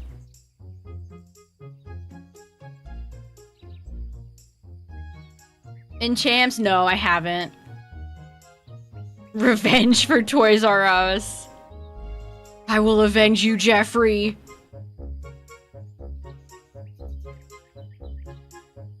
Oh, me too, Kat. I was literally just talking to my mom today about how Michaels hasn't really capitalized on Joann's going under. They don't have enough fabric.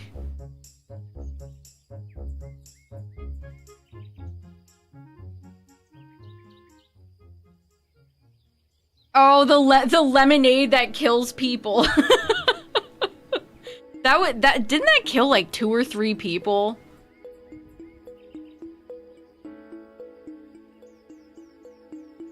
Why would you ever sell something with that much caffeine in it?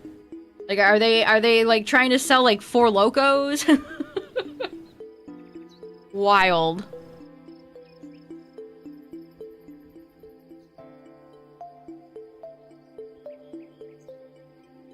We sell the lemonade that kills people. Oh, hi, Nidoran. This is the first Nidoran in like hundreds of encounters. That might be the latest Nidoran female we've had. Good sign, possibly? I'm trying to make anything happen in this game. I'm trying to manifest my shiny. Well, maybe that means the shiny's nearby. Slowbro's bossing it. You could have refills. May I have another glass of lemonade that kills you?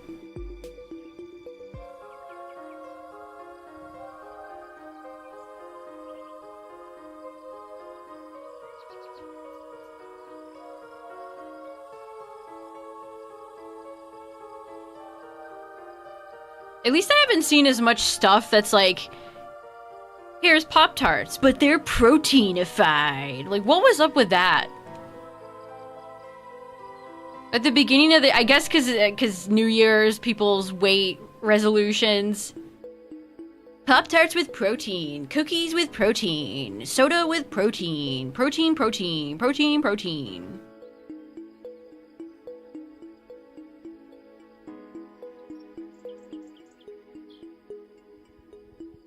And most people get enough protein. It's not something you need to eat like a bajillion times amount of. Protein maxing.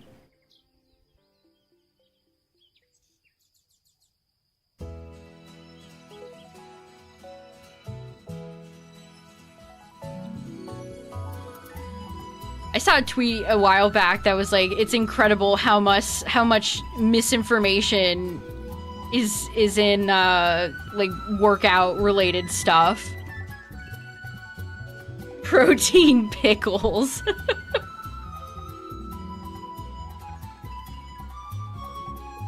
That sounds like a SpongeBob plot. That sounds like Mr. Krabs is like, Sponge Boy me Bob. The kids are really into protein these days. So we're going to sell protein Krabby Patties.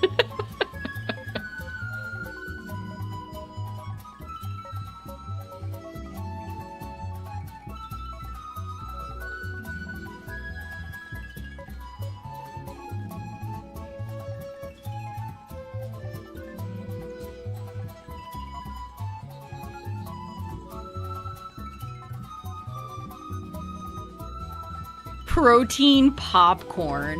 Why is popcorn always getting stuff like that happening to it? Pickle flavored stuff? You mean you don't like dill pickle chips and dill pickle this and dill pickle that?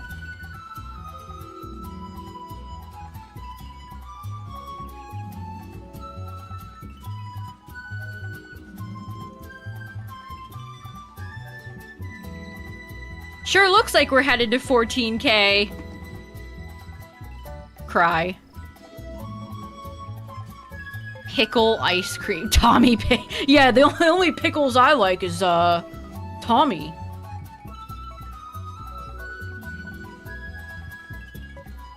Popcorn's low calorie. That's, yeah, actually, I bet you're right. That makes sense. Buy Kylie Jenner's popcorn. Pickle pizza. Is it because cucumbers are, like, cheap? Is that why that's happening? Your pretty patties turn my tongue purple. Chips that were pickleballs.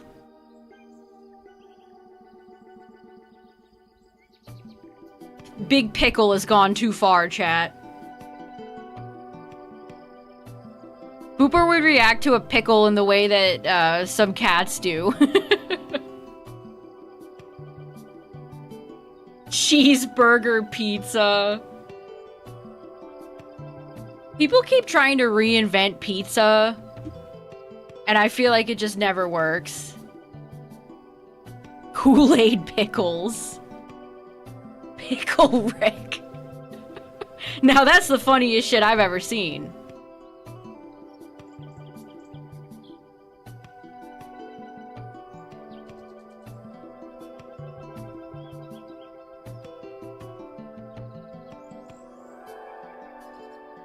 Sometimes I see some SpongeBob accounts on my For You page, and it's mystifying to me that Squilliam has just vanished from the show. He apparently gets a few cameos, but they have not had Squilliam on in a long time. Why? He was such a funny character. A Picklemon.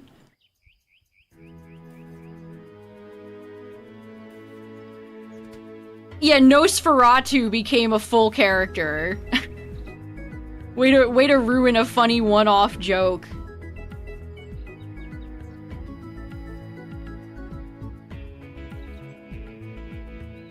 Is SpongeBob just gonna continue on forever? Will it ever be canceled? Probably not. I mean, maybe if Tom Kenny, if the voice cast retires or passes.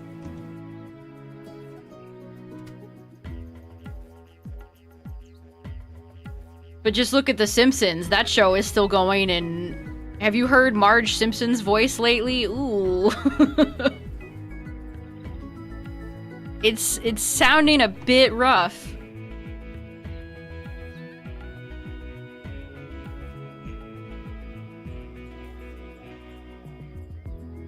They own Tom Kenny's soul.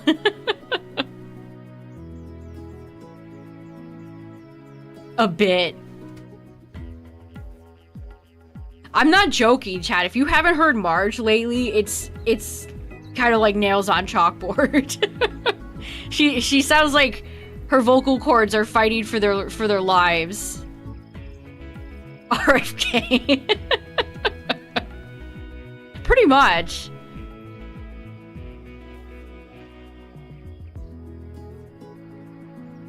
Does Tom Kenny have like a voice? He needs a voice acting protege.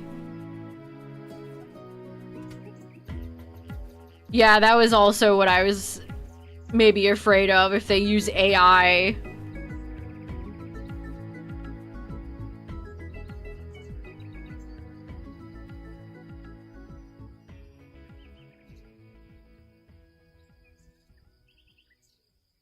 Apparently they're bringing back Stan Lee via AI. Can't let that poor man rest at all.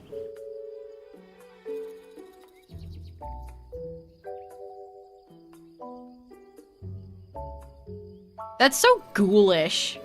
Ugh.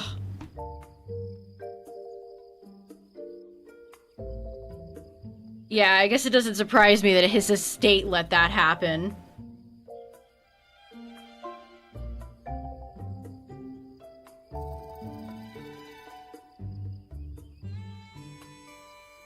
Mandatory soy check pointing moment. I know this movie is rather unpopular It was at the time. I remember people hating Amazing Spider-Man when it came out, but that movie has one of the best Stan Lee cameos in it. I mean, Lizard looks disgusting. He looks like a Goomba from the live-action Mario movie, but it's still a fun cameo.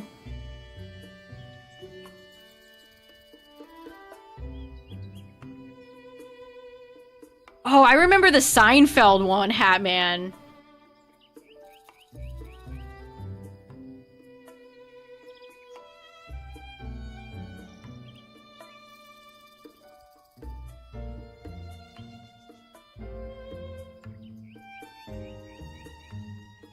Ugh, who wants to hear anything from Bill Gates anymore? Jeffrey's best buddy.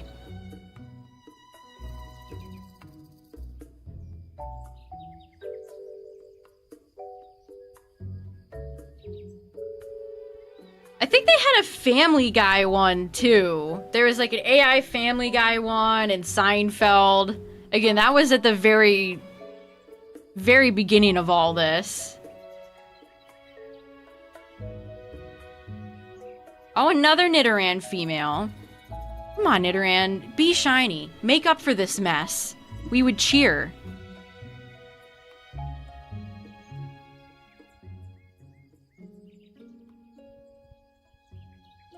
Wait for it.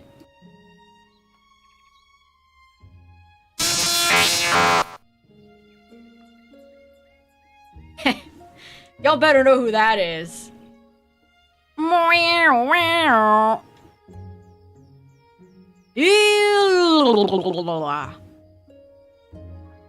One of my favorite boys. One of my favorite boys.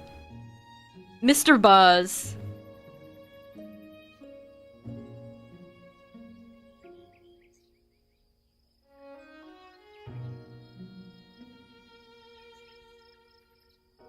YouTubers were posting American presidents playing video games together. Why does that seem like it was 500 years ago now? Why does that feel like it was 10,000 years ago?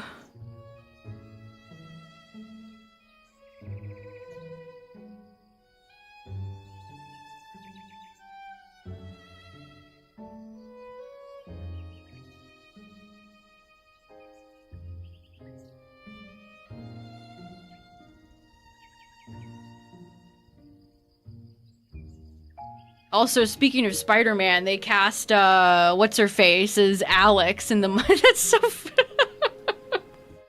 That's so funny. Imagine playing Minecraft Alex. That's your big next role. I can't think of her name right now.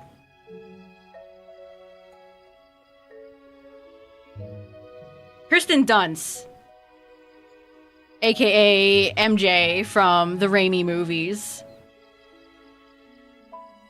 Which, boy, did those movies do her a disservice. God, did those movies do her a disservice. That's another thing I'll give Andrew Garfield Spider-Man.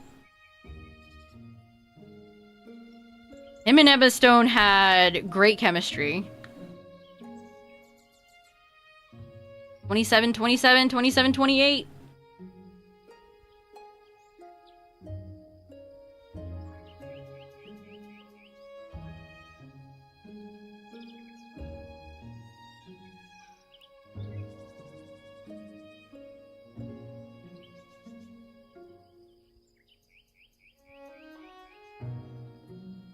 Maybe it's because MJ has been done so dirty by so many different things, but I genuinely do like Gwen over MJ.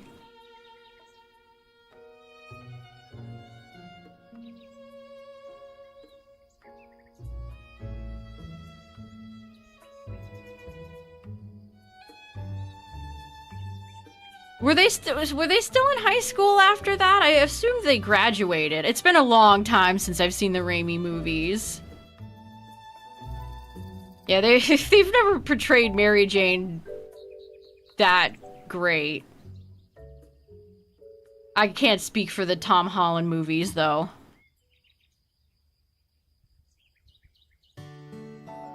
I think it was so refreshing that Andrew Garfield's Spider-Man just straight up told Gwen Stacy that he was Spider-Man, so they didn't have to do the, wow, Peter's not here, I hate him, he sucks.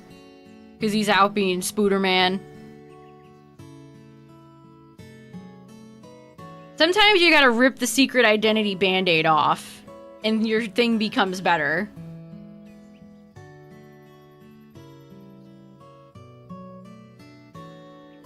Velveeta's better. Some Velveeta can hit every now and then.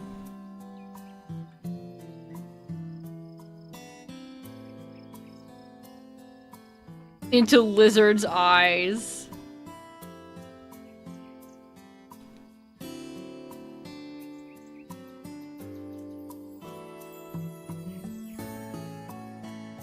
One of my favorite things about Amazing Spider-Man is, like, Peter's supposed to be this, like, outcast loser character, but, like, he's played by Andrew Garfield, who is a beautiful man. Already unbelievable. He's such a gloomy little skater boy in that movie. He was a skater boy. The way Uncle Ben dies in that movie is really funny, too. Because you have the... Peter goes in and gets some milk. You tries to buy some chocolate milk, and the guy at the counter's being an asshole to him. And then the robber comes and hands him some... The robber comes, robs the store, and then throws Peter his milk.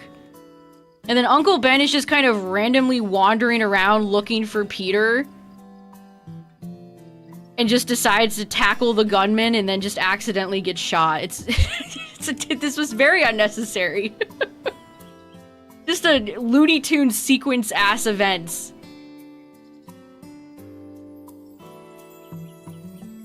That was so popular back then, taking somebody who's, by all accounts, beautiful.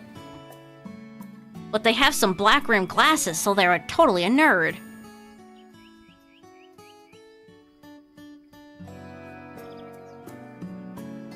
They tried to do a bunch of weird shit with Peter's parents in those movies, which was always just like, okay. What if Peter's mom and dad were secretly government agents? But why? They probably just, what was that? I think they took a lot of that from the Ultimate series.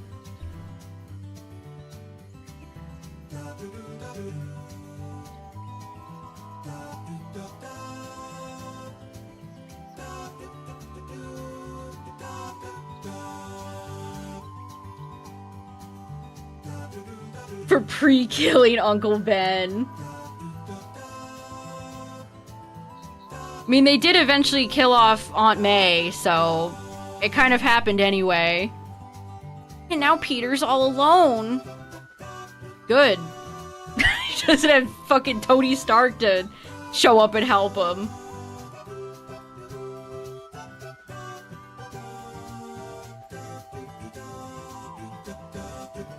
Spider-Man is best when he's the most miserable. Because poor Peter, his life kind of sucks. It's funny that Spider-Man is such a popular character. So many people, you know, want to self-insert as him. But it's like, have you ever thought about Peter's life? It kind of sucks. Dude's got a lot of problems.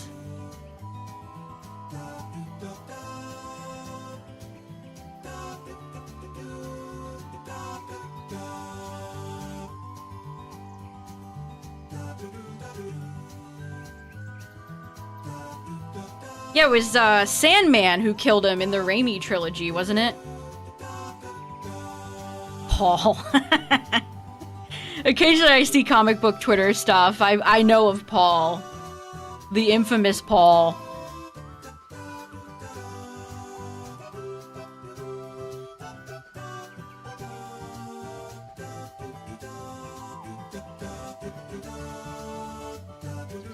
Batman. Oh, I actually love DC way more.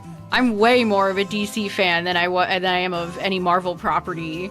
Because Because I grew up with Teen Titans, Batman the Animated Series, Static, Batman Beyond. Oh, Batman Beyond. Where's my Batman Beyond movie or video game?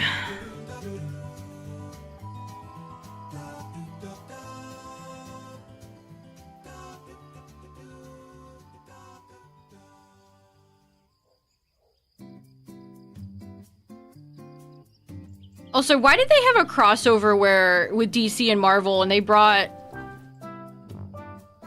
our boy Jimmy from the Daily Planet? And that he just, like, died to carnage. Brutally. Okay. Why do people love killing off Jimmy? Jimmy! I thought that Firo was shiny for a second. Oh. Jimmy Olsen. Can't forget that he just dies to a terrorist in, Snyderverse. Freakazoid.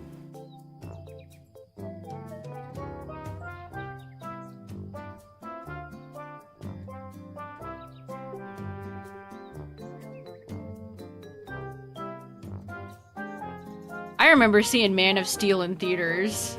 What an experience that was.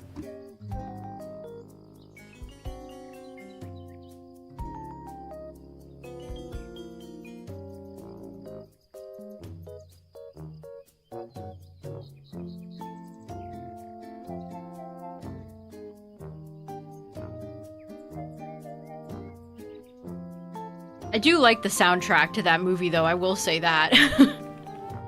Was that Hans Zimmer? He always knows how to deliver a good movie soundtrack. She was appalled. It's interesting how many people adapt Superman stories without fundamentally understanding Superman as a character.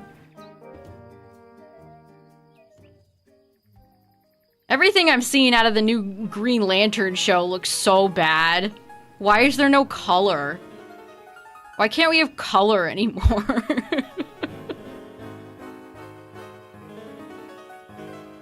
What happened to the colors? I think that's the second or third time you've brought up Flubber recently, Cacturn. Did it resonate with you that much? Are you a real Flubber head now?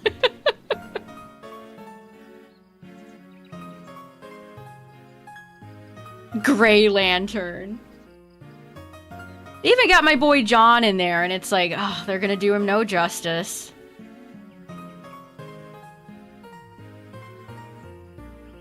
Flubber traumatized you?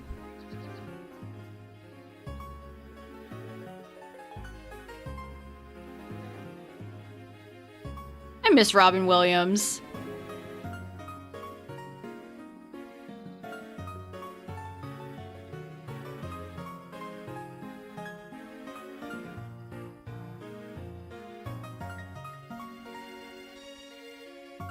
He just had this presence to him. Made every movie he was in just that much better. He always gave it his all, too. He was never one of those actors that showed up and didn't give a shit.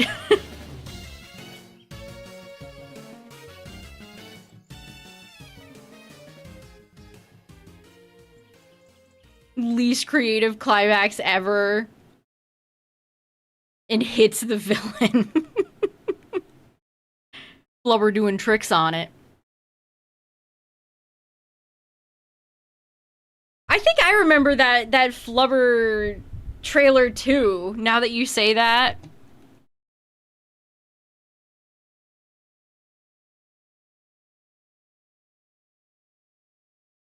Yeah, John's always been my favorite Green Lantern.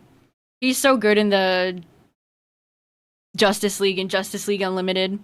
Also, heads up, Twitch chat ads are gonna play, but we'll take a little break, so you won't miss much. Subscribe if you don't want to see ads.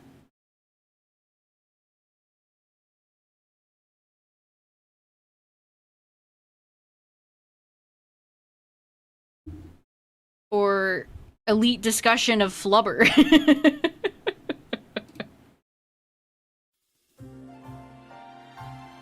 Oh my god. This playlist has ZA music in it.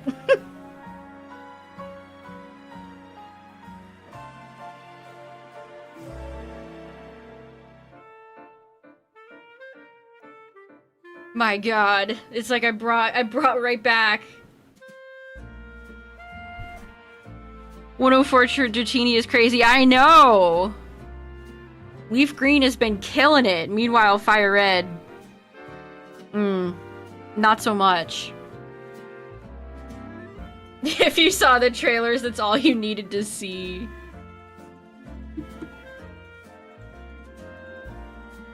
What year did Flubber come out? I'm gonna Google it. Flubber, 97! Oh my god. The poster is so charming.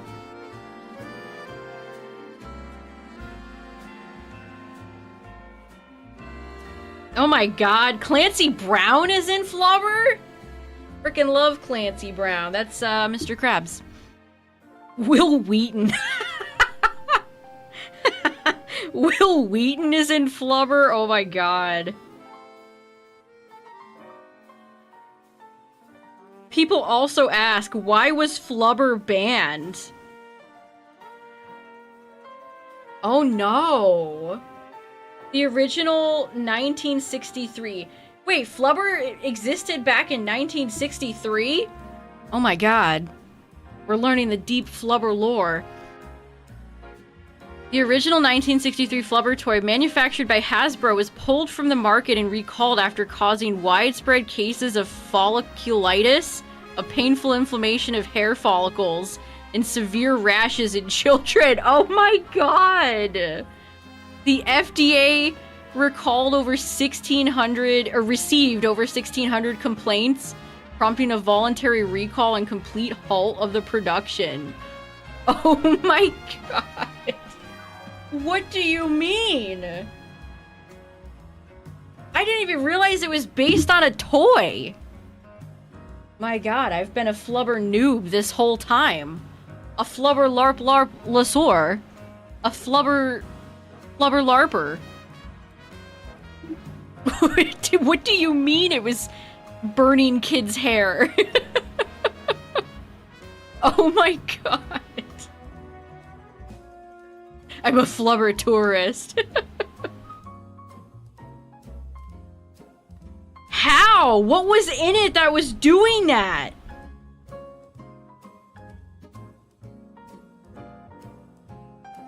That's when my parents would have been kids. I should ask them if they remember Flubber.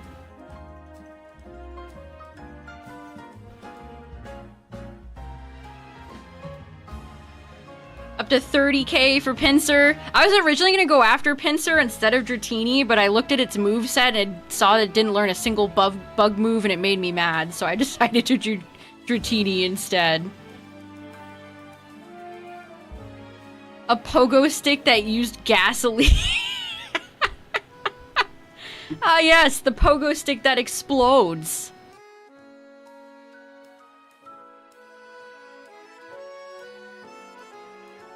Mercury and asbestos.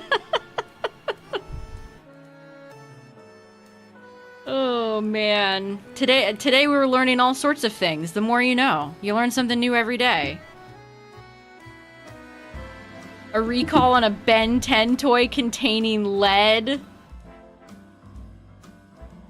How does that happen? Like, genuine question. How do you accidentally fill a toy with lead? Where do you get the lead for this to happen?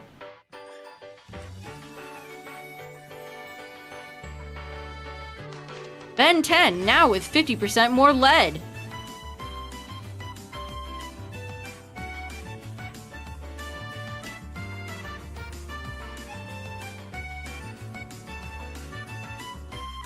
The Australian news covered it. Breaking news. Benjamin Tennyson Full of lead.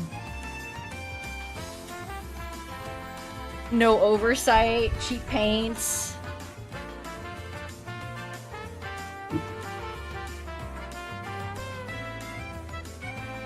Don't need a lot of lead to be poisonous.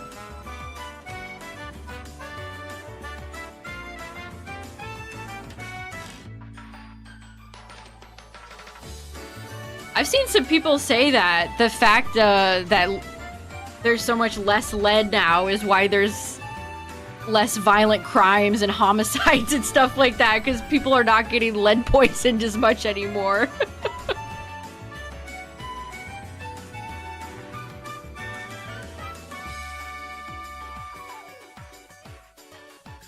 Mercury.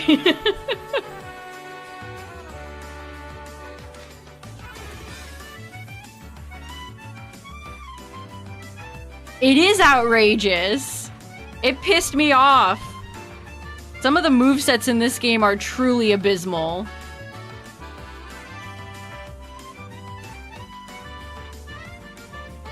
How have we survived? Sometimes I wonder that too.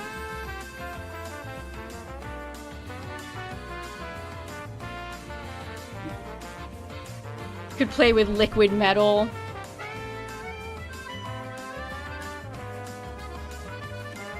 Original Voltron toys.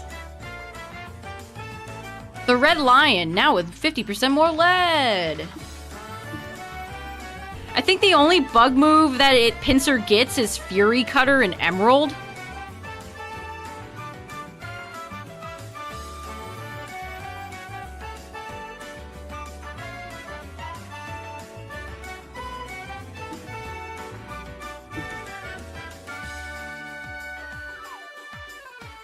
The food dies.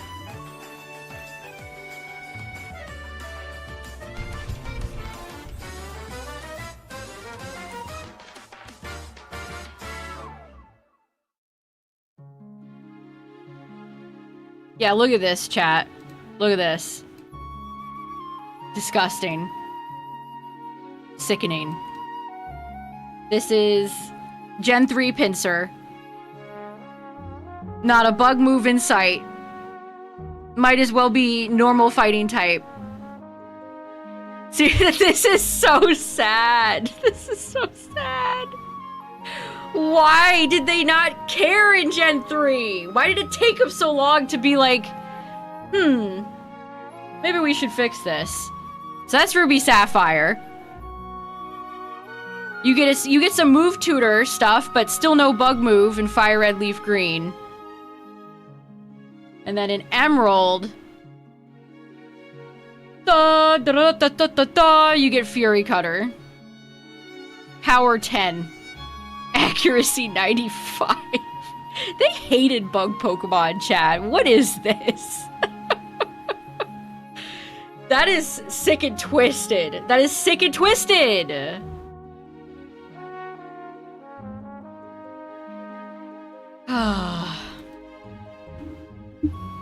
Yeah, Pokemon Database is a great website, by the way.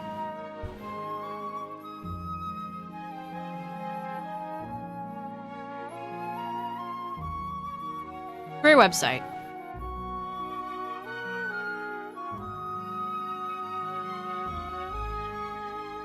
Yeah, how many people overlooked that moveset? How big was Game Freak's team at the time of FireRed and LeafGreen?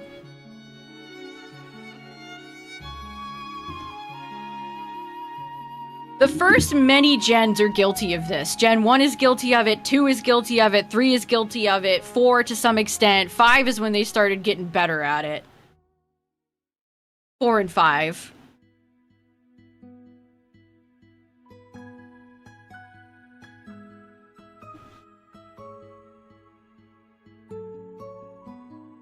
Ugh, my timeline has just been people arguing over Cerebi because another creator put out a new website. Apparently it was trash.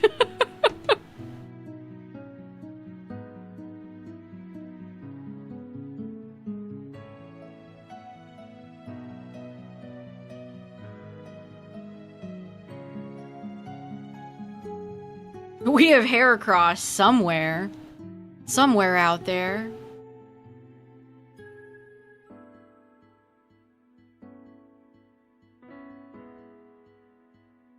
The flubber effect. They should change the name of the gimmick in Gen 10 to the flubber. The flubber effect.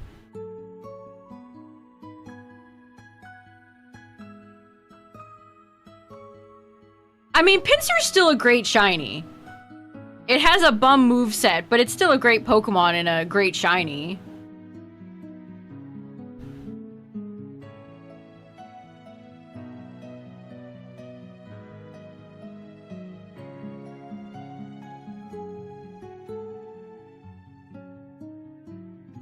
I'd say Pinsir has a much better shiny than Scyther does, at least. A regional ghost bug Pinsir form.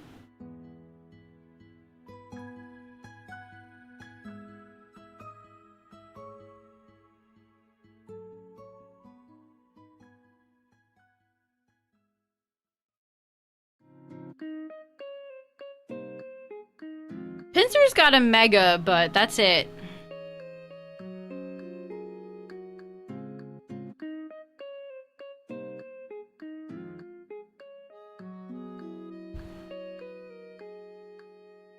So many of the movesets in FireRed and LeafGreen are like that, it's very sad. I would love to see the Seal line get something. Seal and Dugong rule. I'm very eager. As far as Gen 1 goes, I think Seeking and Venomoth are on the top of my list. But at the same time, I'm kind of scared. I don't want them to ruin Venonat or Venomoth.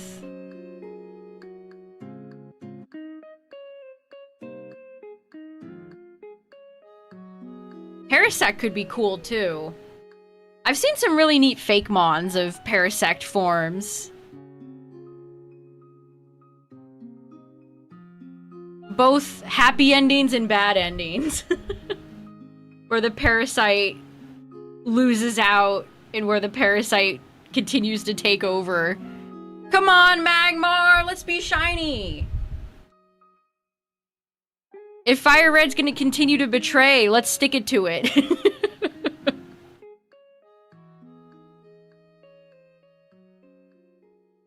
Paris and Morlul are the best shiny lines. Morlul and Shiinotic seem to have a lot of haters.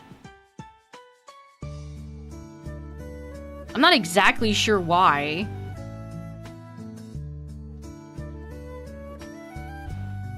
I feel like Shiinotic's always catching strays from chatters. In Evo where it wins, the good ending. Hey, Venomoth and Venonat have good shinies too. Arguably some of the best shinies in Gen 10. I think Venonat and Venomoth are super underrated. Hey, and you're still ended up with a blue shiny. A blue bug.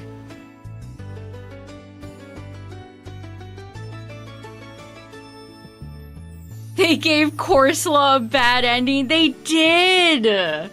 They actually did. Corsola got the bad ending. Also, speaking of bad endings, chat, we're gonna do some Dynamax Adventures tomorrow. And we're gonna hope to avoid a bad ending with Palkia. What Pokemon is the most tragic? I thought about Phantump immediately.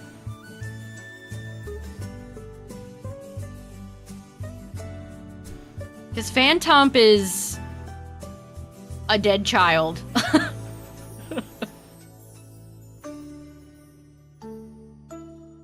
And that's pretty tragic. Banette. Cubone. Isn't Yamask similar? I think Yamask has similar lore where it's like a lot of ghost Pokemon are like, you're dead now. What if they had bad vibes?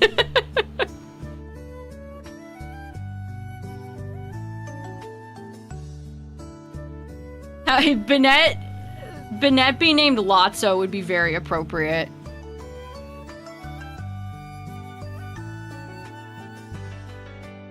Going by the Toy Story logic.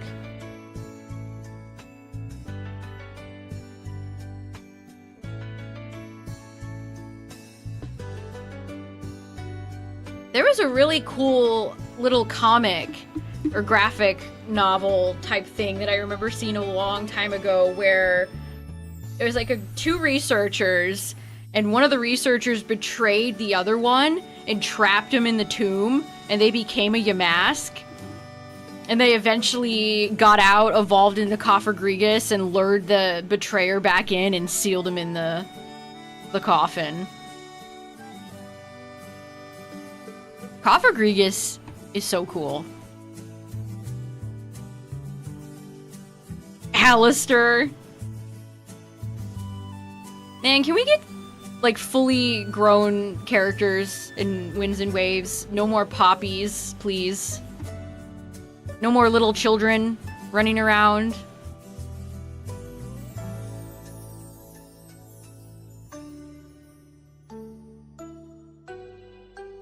Child labor.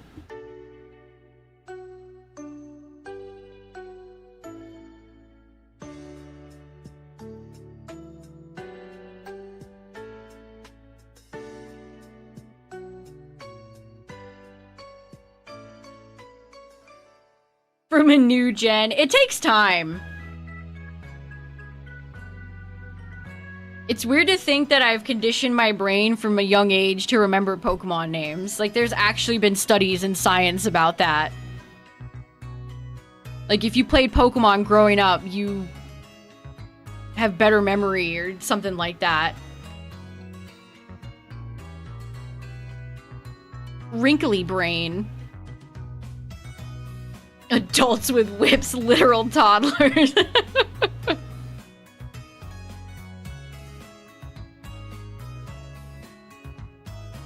Surely they saw how popular Larry was.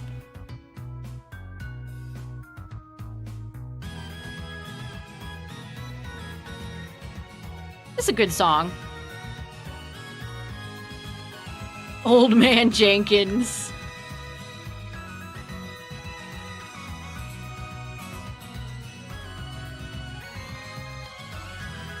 Tingle is 35 years old. That's like Grogu. That's like Groglet being 50 years old.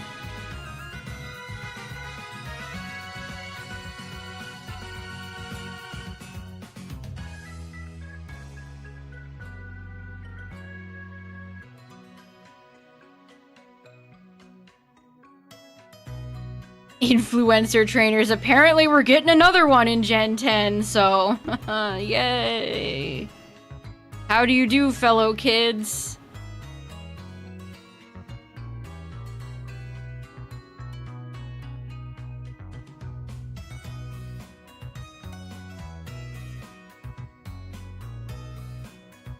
Wasn't actually Baby Yoda. The thing is, you're not alone. I saw somebody complaining about some Star Wars podcast or whatever. So the guy said, like, everybody knows that it's not Baby Yoda, it's Grogu. And the person who they were essentially they were like, no, this guy is out of touch. That is not correct. People still think of him as Baby Yoda. Vlogging in the forest. The fact that multiple of you just invoked Logan Paul.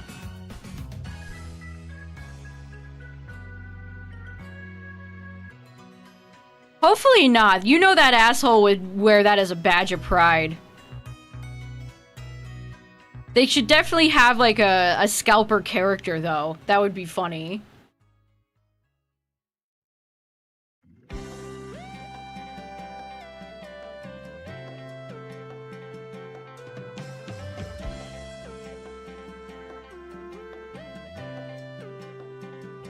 Groglet. Is that movie making money? Or is it gonna be like a solo level flop?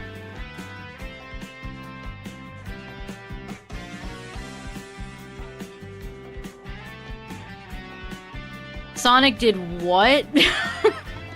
No, no, no, no, no. They did what? What, did they hire Aaron Weber again?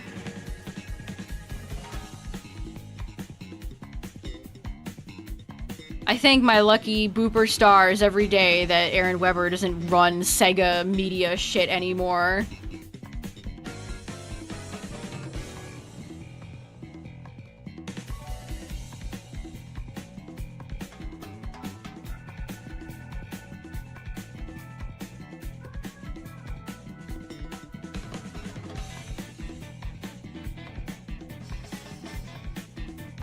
Oh, of course it came from Sonic Boom. I should have known.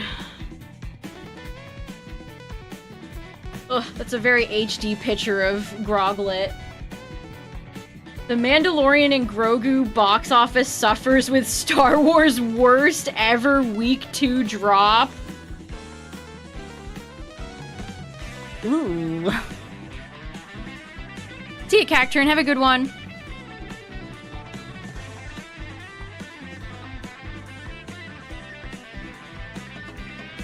Ooh.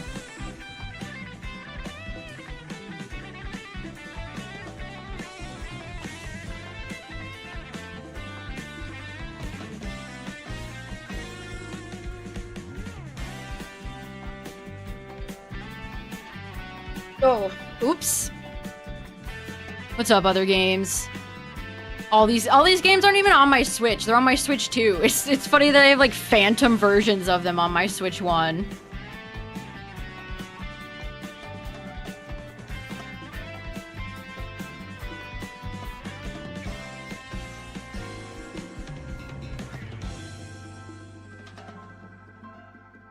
The Backrooms movie. Oh, that's right. The Backrooms movie just came out.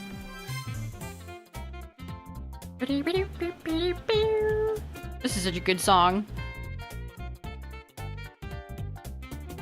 Is the Backrooms movie good? You said it was good?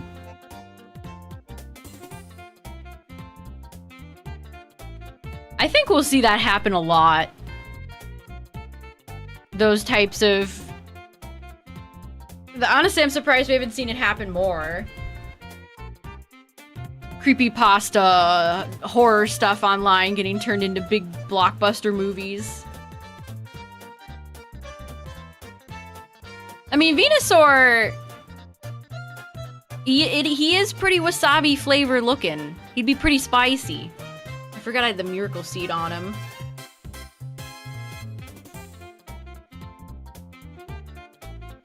Yeah, it could be my beloved Switch 1 is helping me out. I have thought about that. The Switch 2 is not letting me have any fun. My old beloved Switch 1 is like, here you go. Never forget where you came from.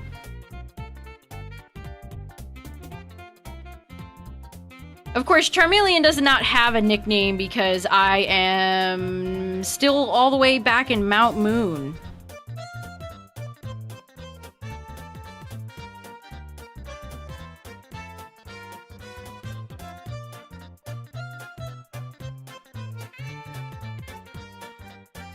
Ooh, no, I'm not a human. That's a great game. That game has so much atmosphere, it's crazy. I feel like it should fit with wasabi. Maybe like sesame or something like that. What's a dark colored food?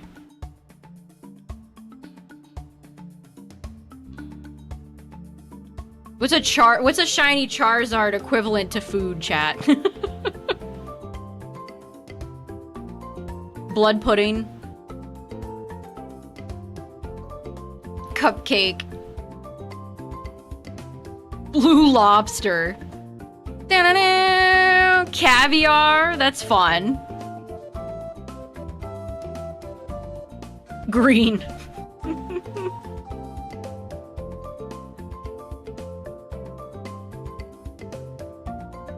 Toast. Toast is cute. Charmeleon could be the butter, and then Charizard can be the bread. Double Spearow. Why games you shouldn't have.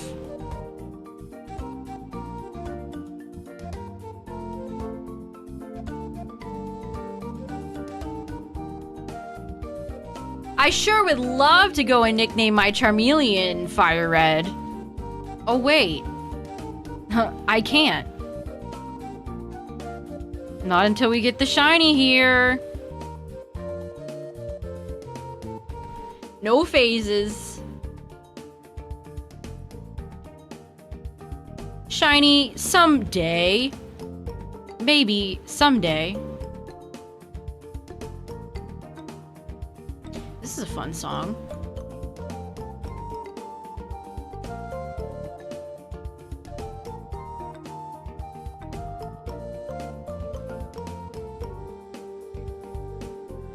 Oh, this is from Tropical. This is from Donkey Kong Tropical Freeze. We've got to consult the magic conch.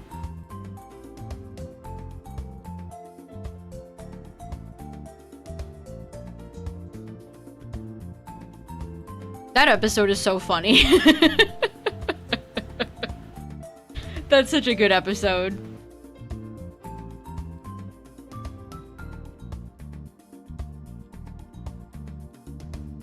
For some reason, I was thinking about they hyped up. Does anybody remember the medieval episode of SpongeBob? They hyped that up for some reason.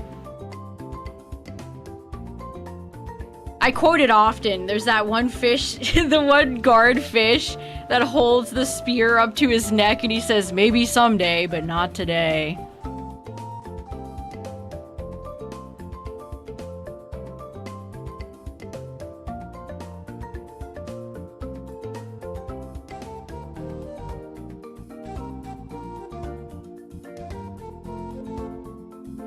Somebody just felt like doing a medieval-ass SpongeBob episode, I guess.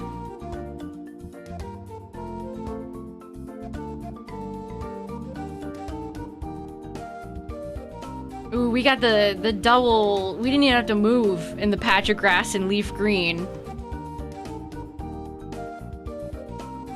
Ye old bowling alley.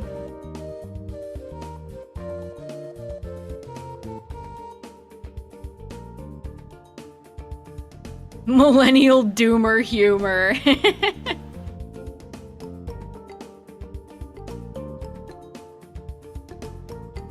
Tropical music in video games almost always just hits. Like, this is a bop.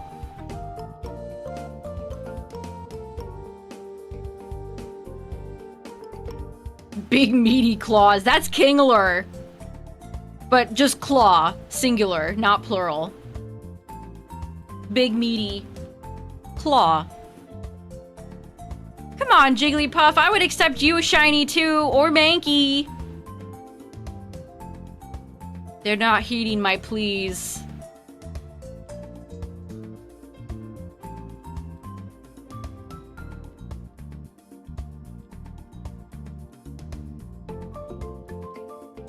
Now that it's one day away from being June, chat, we gotta keep our eyes out for the Nintendo Direct announcement. There's several shows going on this week that we'll get some news from too, hopefully. Yeah, Direct season time! Yes! I've been not so patiently waiting. Summer Game Fest. Let's go! They've already revealed a few things they're announcing for Summer Game Fest, like the Among Us TV show. Remember that? Only coming like 6 years after the game blew up.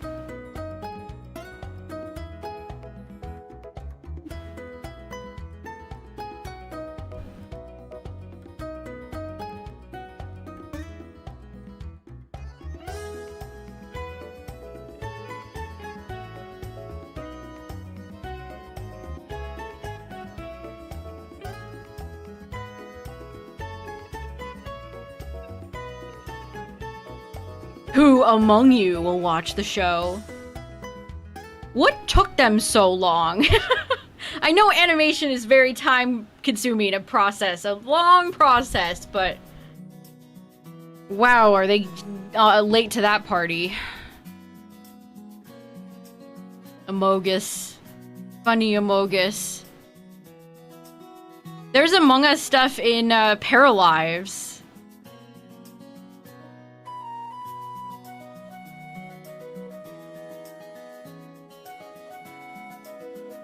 Only one Pokemon in Gen 1 that hasn't been changed or had any alt, variant, or buff?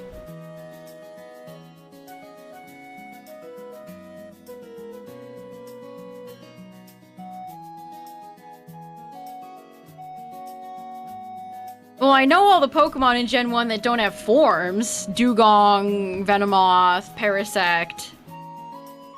But could I recall what buffs they've ever had? Probably not.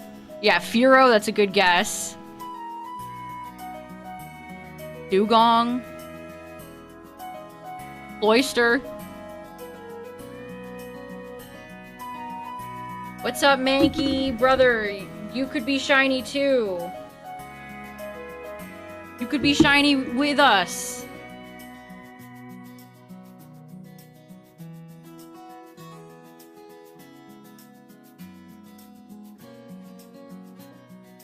Spearow-Fearow combo. That is a majestic Fearow sprite.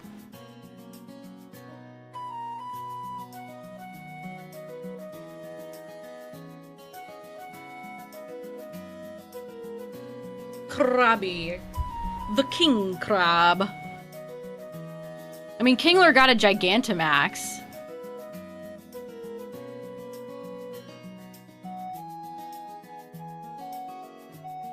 Which a lot of people seem to forget. Makes me sad for Kingler. Poor Kingler. Gyarados overshadows Kingler so much. It's Gary's world. It's Gary's world.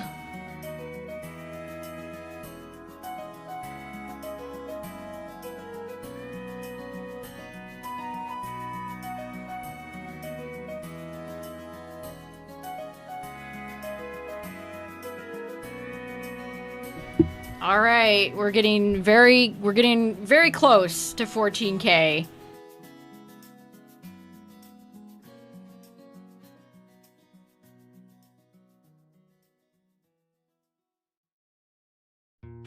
I need to go back and watch the Indianapolis Regional VOD to see what other teams people were bringing.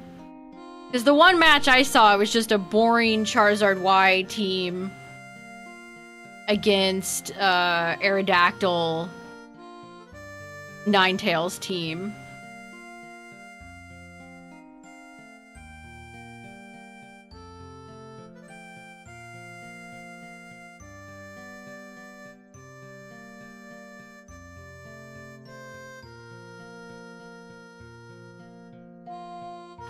You too can be shiny for the low price of free.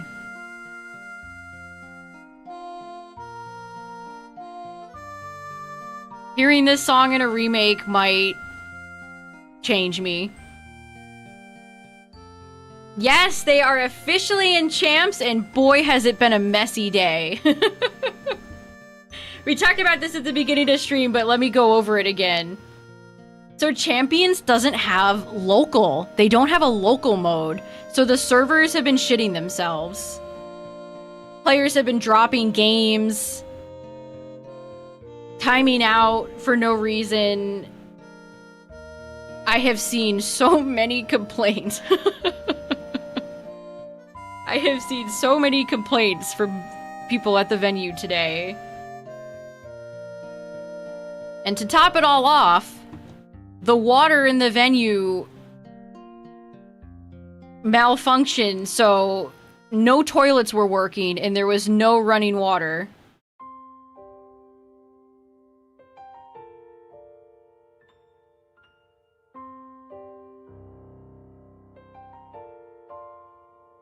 I think there was like, what, 2,000 people or something there for, I don't know if that was just for VGC, but How did they not anticipate this would be a problem?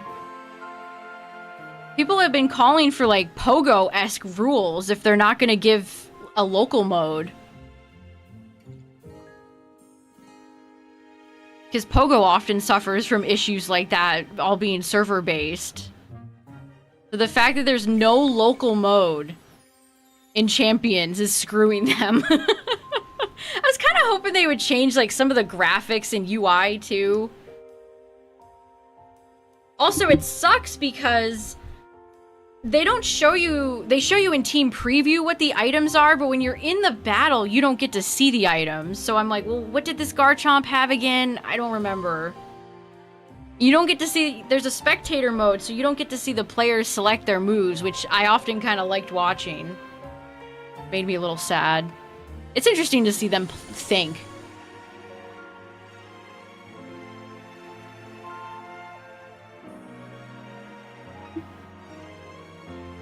Oh my goodness. Wow, Joshua's 8-0. Of course, Paul Chua's also doing great. Got a little Canadian love in the top 5. Dawei. I recognize almost all these people.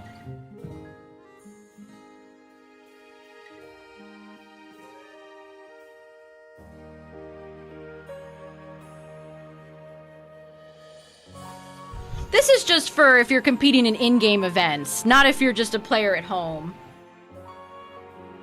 Champs has done fine. It has a little bit of slowdown here and there, but I haven't really noticed any problems with it. I've never been, like, booted or disconnected from a battle, so I haven't had any issues playing online. It's just in in-game, in-person events, not having a local mode is quite bad. Wolfie has a Mega Steelix, which is kind of fun. It's interesting how many VGC players copy each other.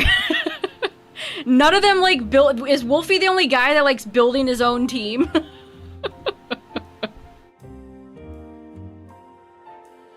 Yeah, Justin, I agree. They've had a while to prepare for this, too. Like, they were running Scarlet and Violet events, like, last week.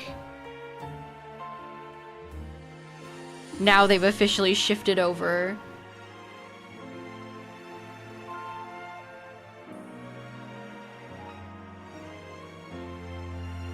The Talonflame has Swords Dance, too.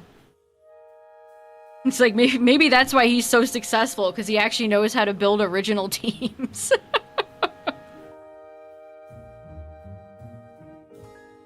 I mean, you can still know Charizard Y, what Charizard Y is gonna do, and it still hurts, because it's Charizard Y, but... The element of surprise in Champions, or in competitive Pokemon in general, is an underrated element.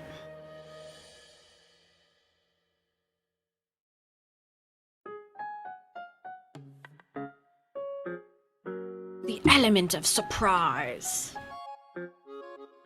Yeah, it continues tomorrow if you want to watch it, chat. It's streamed on both our YouTube, the Pokemon YouTube and Twitch channels. And the VODs are up, of course, on YouTube.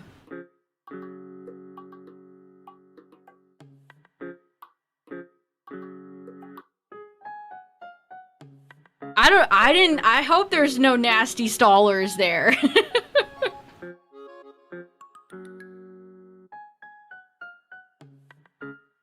Couldn't you be shiny, Magmar? Please?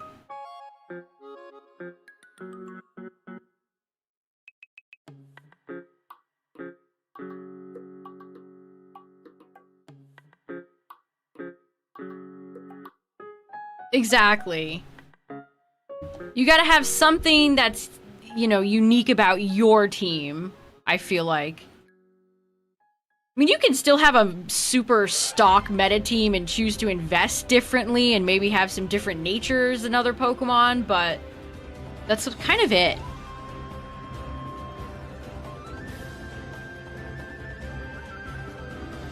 And this issue might become even worse when they have mobile.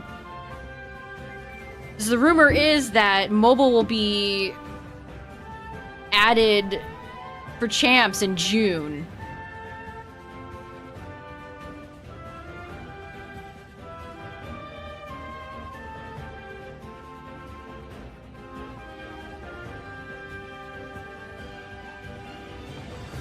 I don't know. Gonna be crazy.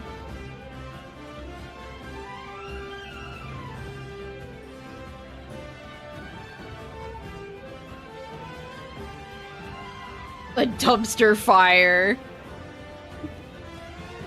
Like, they're Pokemon. Surely they know it's going to be popular. Surely they've seen the numbers on the usage of champs, people playing champs and downloading it. Surely they know, right? Right.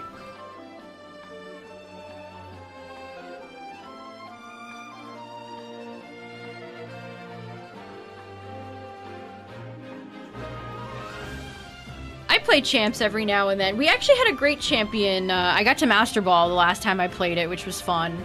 Vivillon took me to victory. But it's also a very exhausting game. It's a hard game, too. Champions is very hard.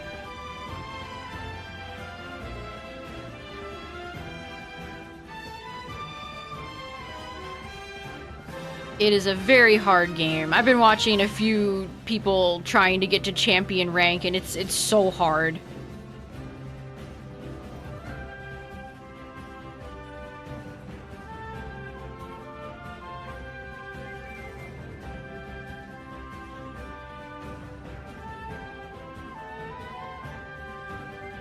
Maybe we'll start seeing, again, I don't know if they'll do any hype or anything leading up to the next season. That's in mid-June. I think it's June 17th. But that's when we'll get some new Pokemon and some new items. Raichu X and Y. Which, speaking of Raichu, chat, hold on.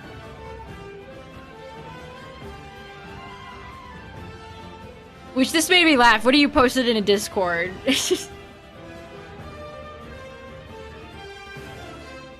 There's that is just Pikachu. This person is correct. That is not Raichu. That is just a Pikachu with horns.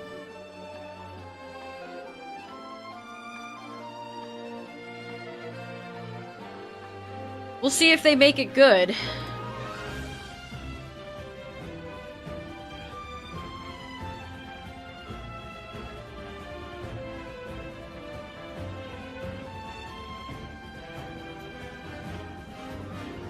Yes, Meowscarada kills Raichu.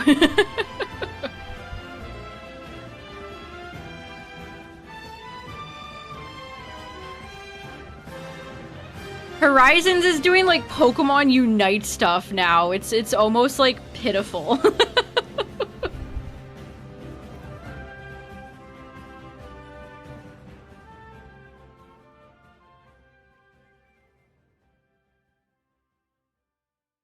There was a Pichu in the episode, too, that was cute. It shocked the hell out of Quaquaval. It is, Sky, it is! They've got to fill out the whole rest of this year and most of next year. So they're doing all the side games. They're gonna do Unite, they're gonna do Pogo, they're going to do Pokopia. I don't know how that's gonna work. Yeah, did you see what he did, Justin? I don't know how he expected that would work out for him.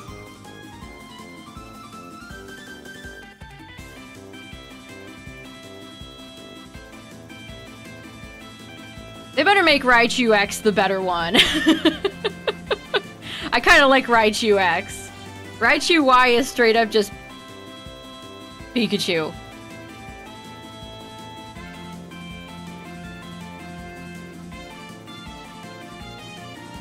I saw the tweet that Blissey had, and... not great. I don't know why the dude didn't test his website before he put it out there.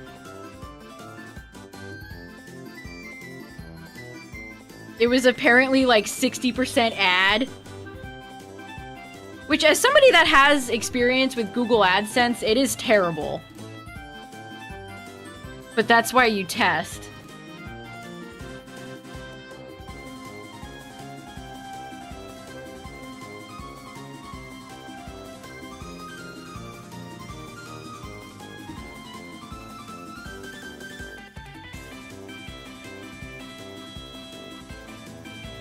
Apparently Horizons could, yeah, it could go until 2028. They might cover a little bit of Gen 10, and then there's a new anime planned, according to one of the leakers. I've seen him do that several times. Going on lockdown, didn't want to deal with all the Joe stands. I looked for the tweet to link you, and it's not even here.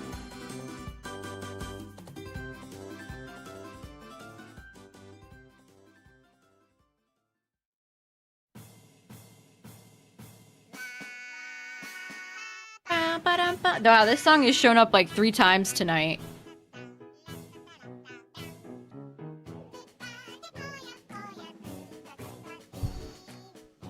Oh yeah, this is one of those cases where it's like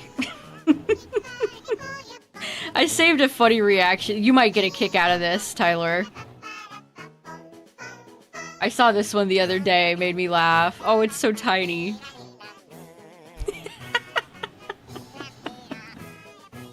This is how I felt during all the, like, Game Boy Luke stuff. that was me. Ooh, what's going on? What's everybody saying? What's happening? Boog mentioned.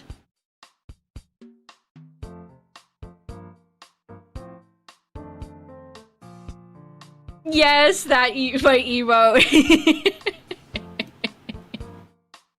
Such an underutilized emote.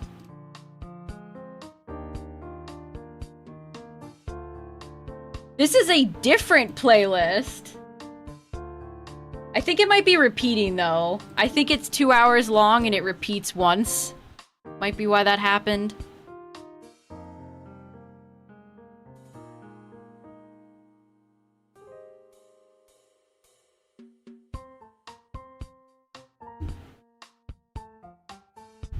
Yeah, now that video and his tweet just caused all the Joe Glazers to come out in force, and now they're all over my For You page. Great.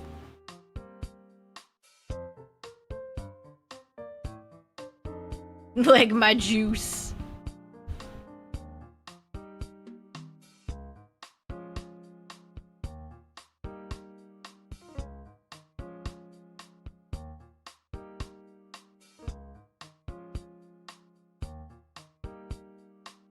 I mean, if you're gonna specifically go after another creator, you better back yourself up. That's all I'm gonna say.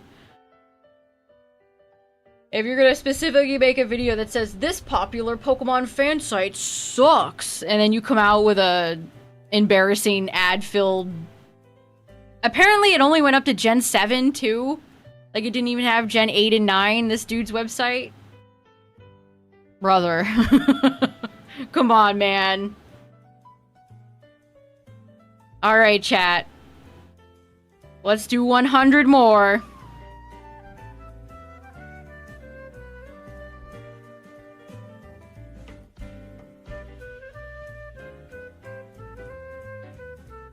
We'll get to 14K and 3K.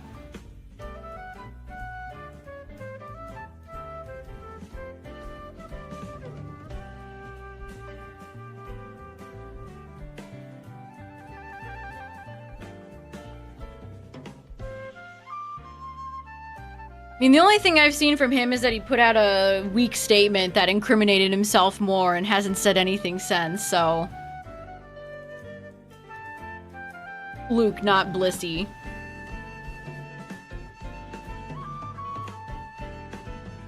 There's also, speaking of Joe, there's an interesting comment on one of his tweets about, he quote tweeted Poker Beach, and somebody said, hold on, let me find it.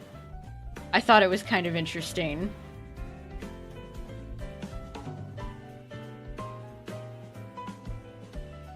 Because he said, blah, blah, blah, good on TPCI. Somebody said, I think what's crazy is that you're acknowledging John's existence. I guess Pokebeach's name is John. Didn't know that, honestly. He's John Pokebeach. The last time I remember you vague posting about him posting the datamine leaked Pokemon from whatever gen that was. My god, do any of these people like each other?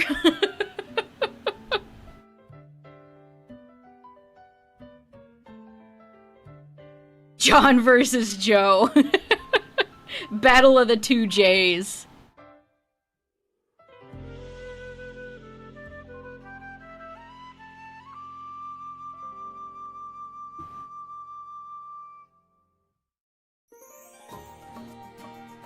They've certainly crossed paths before, Joe and Pokebeach.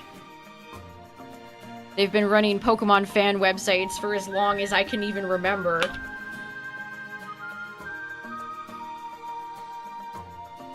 Maybe they see each other as competition? I don't know.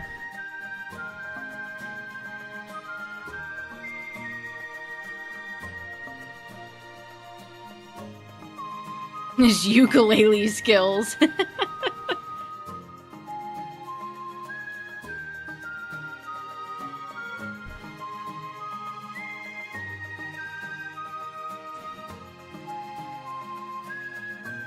I mean, that's kind of similar in a way.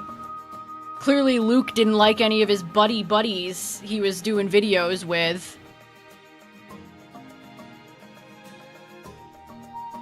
Everybody out here acting like Vipers.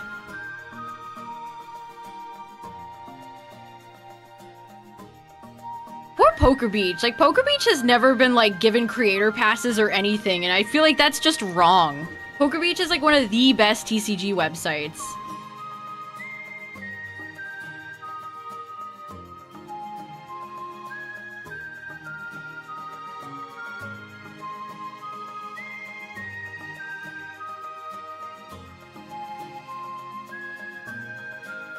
I remember being on there. I remember going on Cerebi when Gen 3 was still out.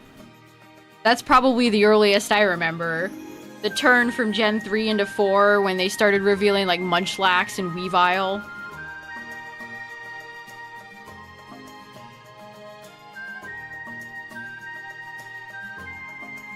That Game Boy Luke drama was insane. It's like every other minute there was somebody coming out with how this guy was a dick to them. Always funny when a content creator, a celebrity or somebody turns out they're a shit person and then everybody has a story about them.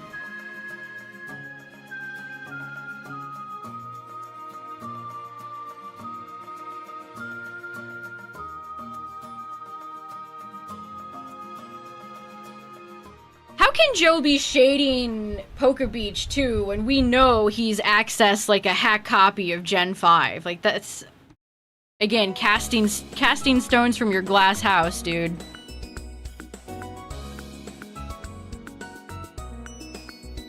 You can't post the leaks. That's against the rules.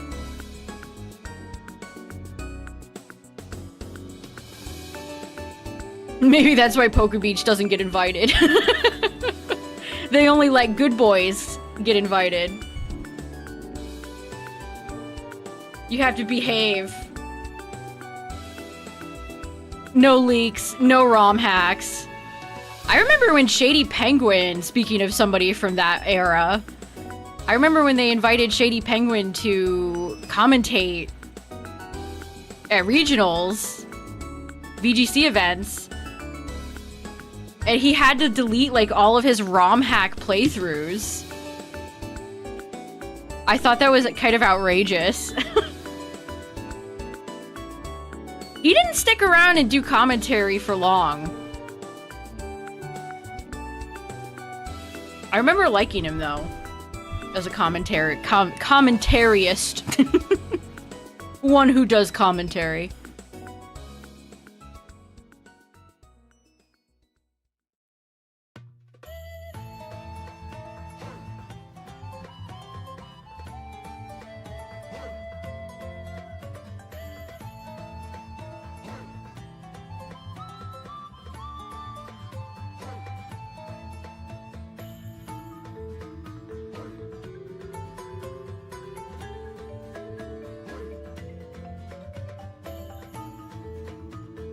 Charmeleon and Venusaur kind of match each other, and I think that's lovely. Charizard and Venusaur actually can have good synergy. I've seen Charizard Y combo with Venusaur, because Venusaur can get Chlorophyll.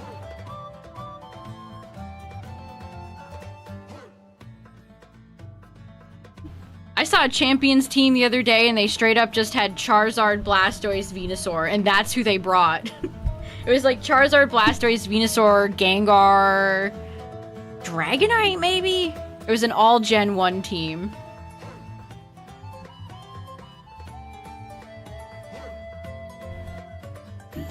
Which, that's fun. People doing themed teams is always fun. You can actually have a pretty fearsome Gen 1 team in Champs. Better than, like, Gen 3. Gen 3, your pickings are slim.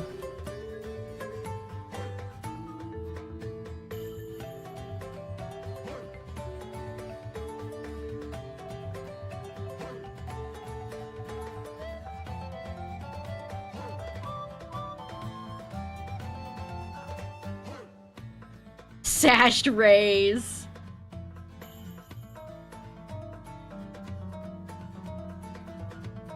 I've been watching somebody do a Gen 3 challenge, so I can tell you from watching him, it's a sadness factory.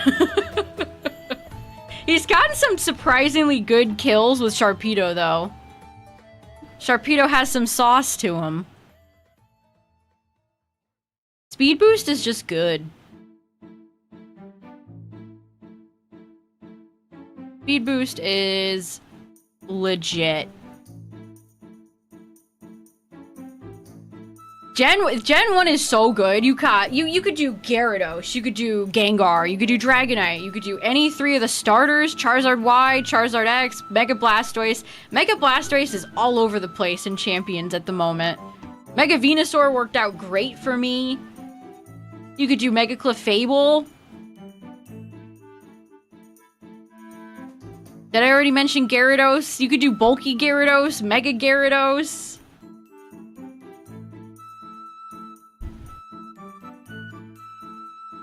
Also, I think my microphone occasionally picks up my fan. My bad. It's warm. Too warm.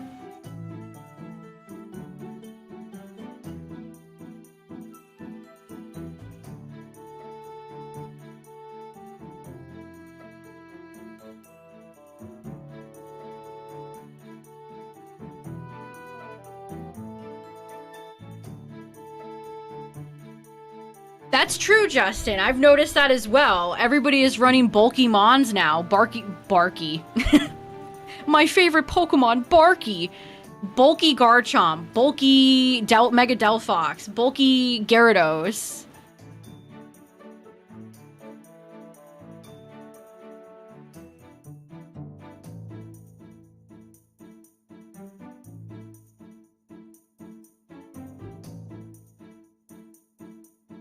I think it's because the lack of choice band, maybe? The lack of life orb. There's not a lot of ways to punish these bulky Pokemon.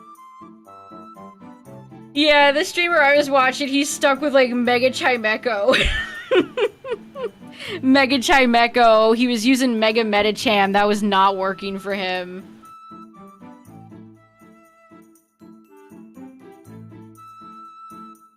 Bulky Sylveon.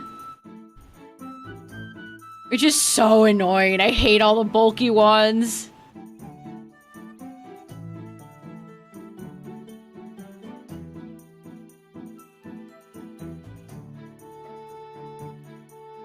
Hippo is on every team now too, which it was before, but the hippos are strong. They are too strong. They are mighty. Hippo.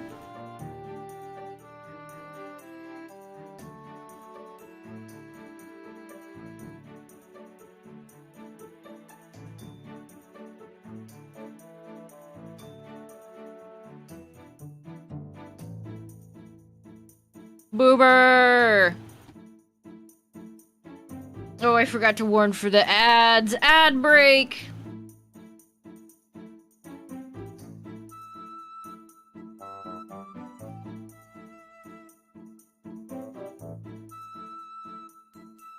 Hippowdon is so annoying. I can deal with Hippowdon with Vivillon a little bit, but if they have Whirlwind, that sucks. Because Whirlwind hits through Substitute, so I would just get Whirlwinded away.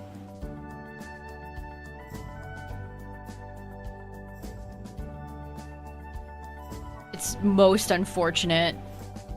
Lopunny's really hard to deal with, too. Like, what is a good answer to Mega Lopunny? It's so strong.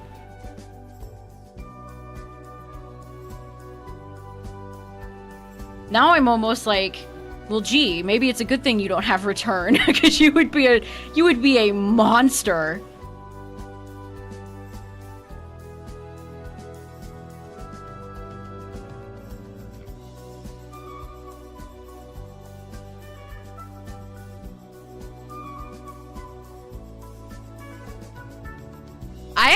I was thinking about calking that, because I think Lopunny...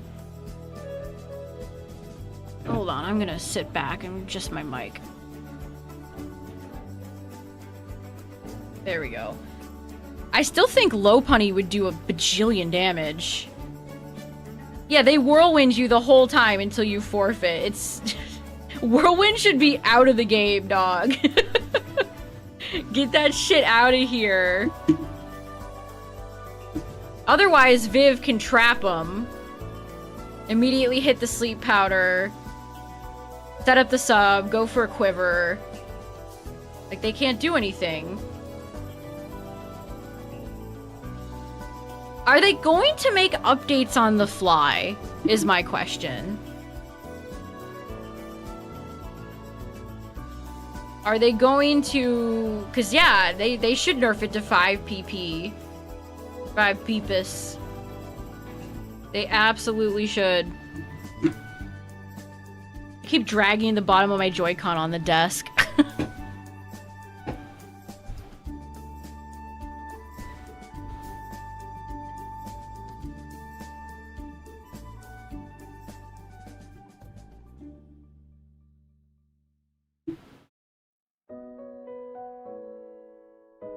Frick you, Nidoran.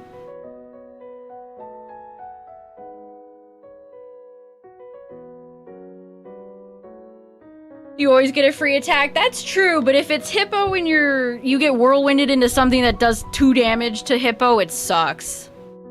I actually think my team is pretty Hippo-proof.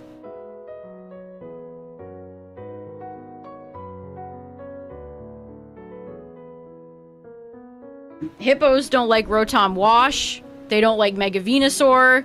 They don't like... Well, it depends. Again, it depends if they have Whirlwind. My Vivillon could take them on.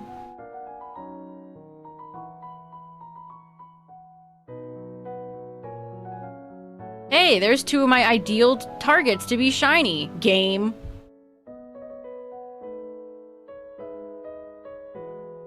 No, I can imagine the stream titles already. Double odds. I'm over double odds.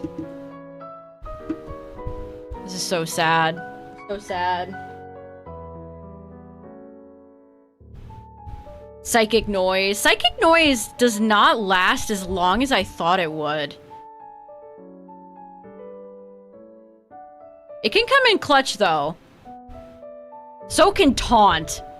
Honestly, if you really want to shut down a Hippo, go for Taunt.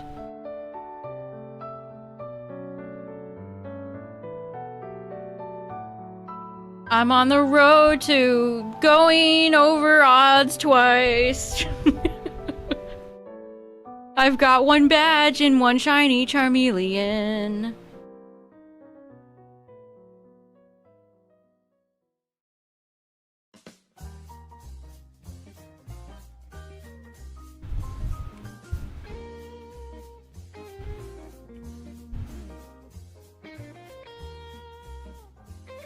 Tom might actually be a nice tech move to have on my Rotom Wash, honestly. Yeah, Primarina is a great... Primarina is so good.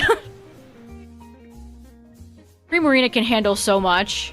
You can run Primarina in a lot of different ways. Some people run bulky Primarina. Some people, like, I liked the Mystic Water version of Primarina. That felt fun. That was fun.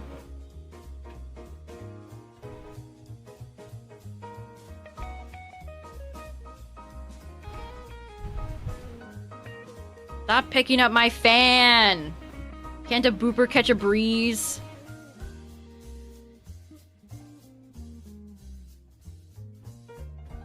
Fellow shunter. That's a great word.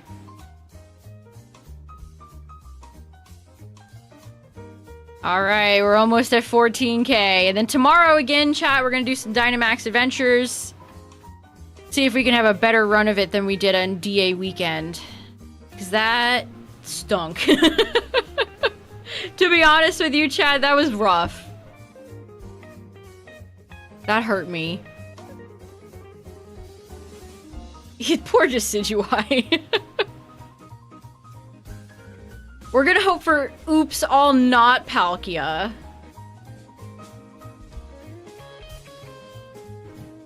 If Palkia continues to terrorize us, I might have to do like a Palkia only night where we try to get it shiny so it will go away. How many times do we have to teach you this lesson, old man?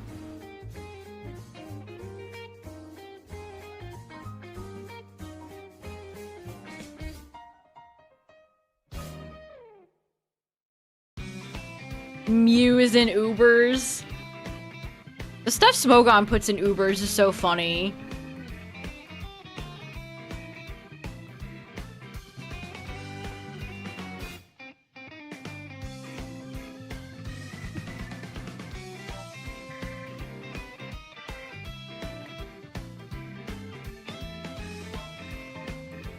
Yeah, go sit in the corner, Palkia.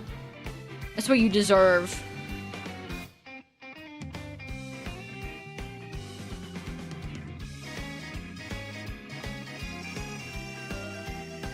I was gonna say, I could catch it, I could get it shiny in Shining Pearl, but duh, I already caught it. Probably caught it for the story. Oops.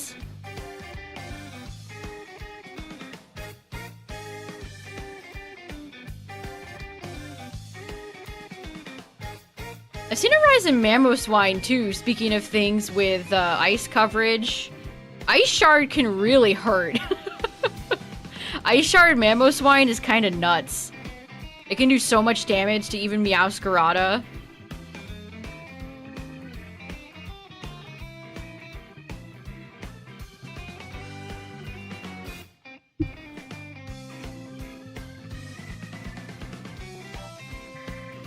Sometimes I wish my stream deck was on my left side. It's on my right. I have to reach underneath my mic stand to hit my buttons. Kinda sucks.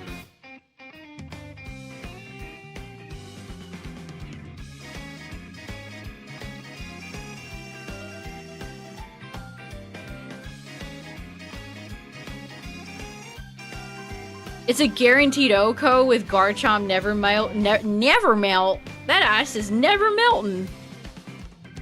Most of the memos I've seen are sashed. Never melt ice is spicy though. That's honestly really spicy.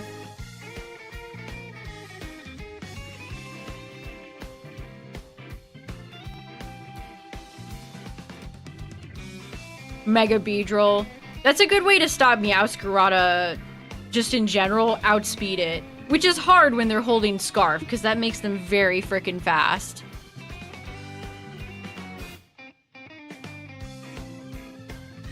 What's up, Boober? If I get Magmar, I'm just calling it Boober. Boobera. Boobera.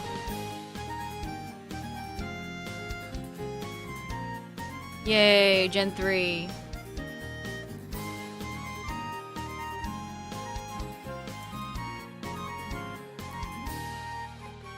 Ooh, we got some like sleigh bells in this version. Ring ting ting-a-ling. That's true, Mammo is quite frail. It's weak to so much. Mamoswine's most unfortunate trait is its type combo. It has so many weaknesses. It's not very fast either, which is always problematic.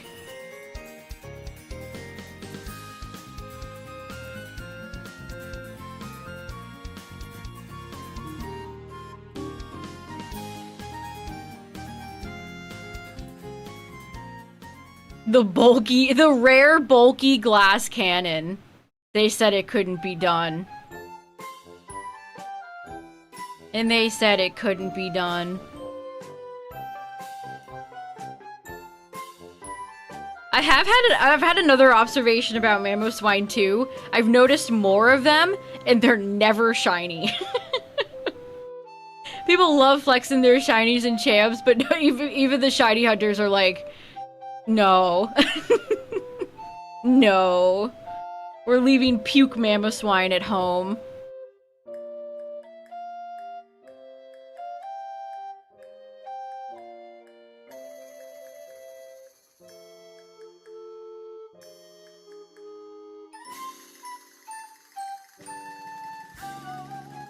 It sounds like Yoshi music. Yoshi and the Mysterious Book. Magmar, what's up, dude? You keep showing up tonight. Can you be pink?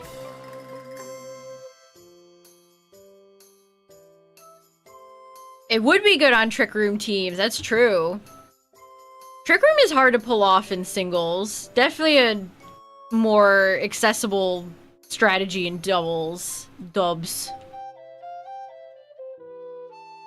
You could make it work in singles, though, if you really tried. I think Hatterene would be a good Trick Room setter.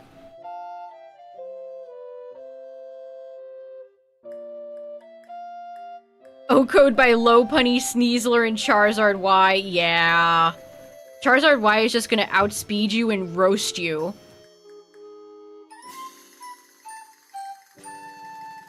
Thick Fat's a good ability, but it can only... As I learned using Venusaur, Thick Fat can save you a little bit, but not all the time.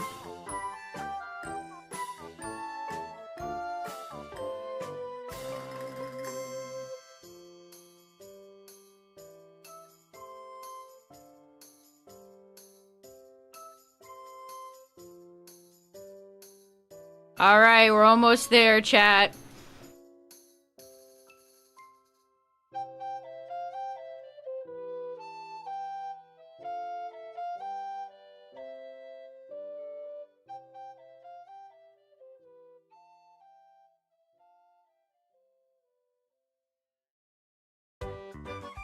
I've kind of noticed less people playing Champions since the second season. Like, there was a lot of enthusiasm when the game first came out and a little bit into Season 2, and... some people have already kind of moved on, which is crazy.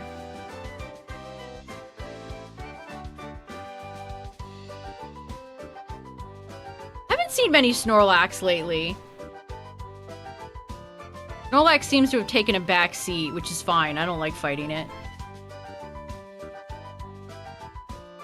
I Eevee trained a little bit, Clown. In this patch of this very patch of grass, just killing Spearow and Pidgey for speed EVs. I have not gone through Mount Moon yet.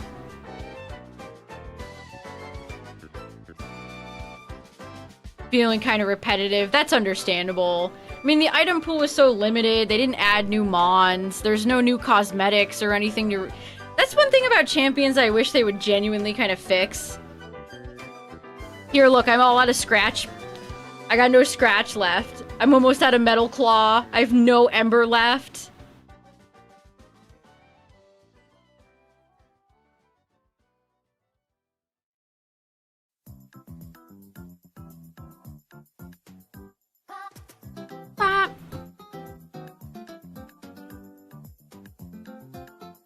I could get Charizard if I wanted to, but I don't think FireRed deserves Charizard, to be honest.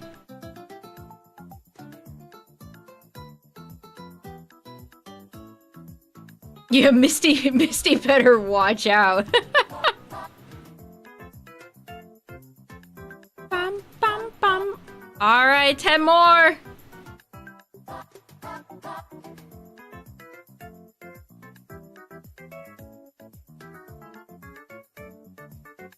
Bum, bum, bum.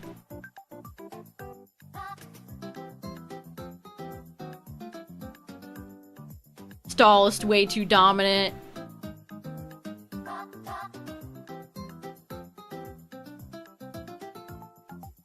Well, we'll get a new season in June, chat. Hopefully they can spice it up. We'll see what they end up adding. And of course, maybe we'll get some new ability reveals. I'm excited to see Shiny Charizard. I'm excited. I'm so excited. I would love to be able to move on from this patch of grass game.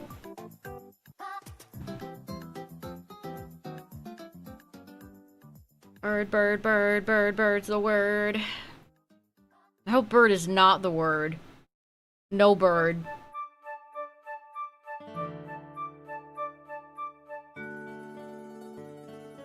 Jigglypuff. I'd be okay with Machop. I have a fondness of Machamp's line. I am fond of him.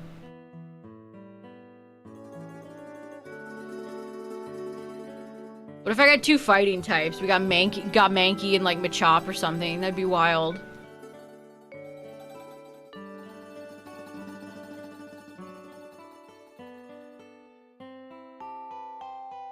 It's fun that Mankey is an early game spawn instead of being like stuck in. I could totally have seen the world where they put Mankey in the Safari Zone.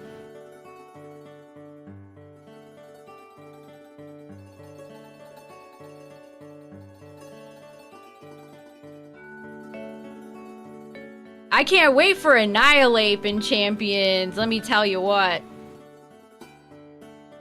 My boy. My beautiful boy.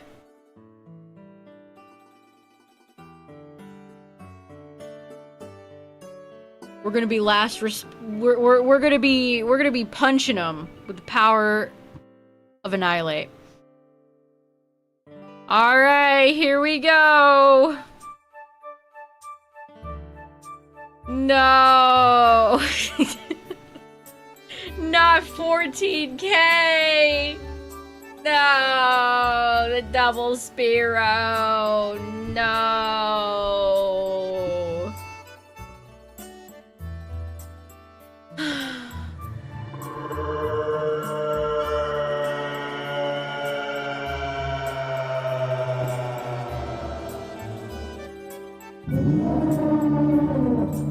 Reacted to the Prowler noise. We did it, Reddit! I can't believe the Meowth either. Again, chat, it's like I'm being pulled in different directions. My LeafGreen luck has been astronomical, but my FireRed luck is stinking up the place. I don't know how to feel. What do I do? Let me just, you know what? Let me look at Charmeleon, just to see him. We haven't looked at him like this in a while. Calm. The irony. The irony.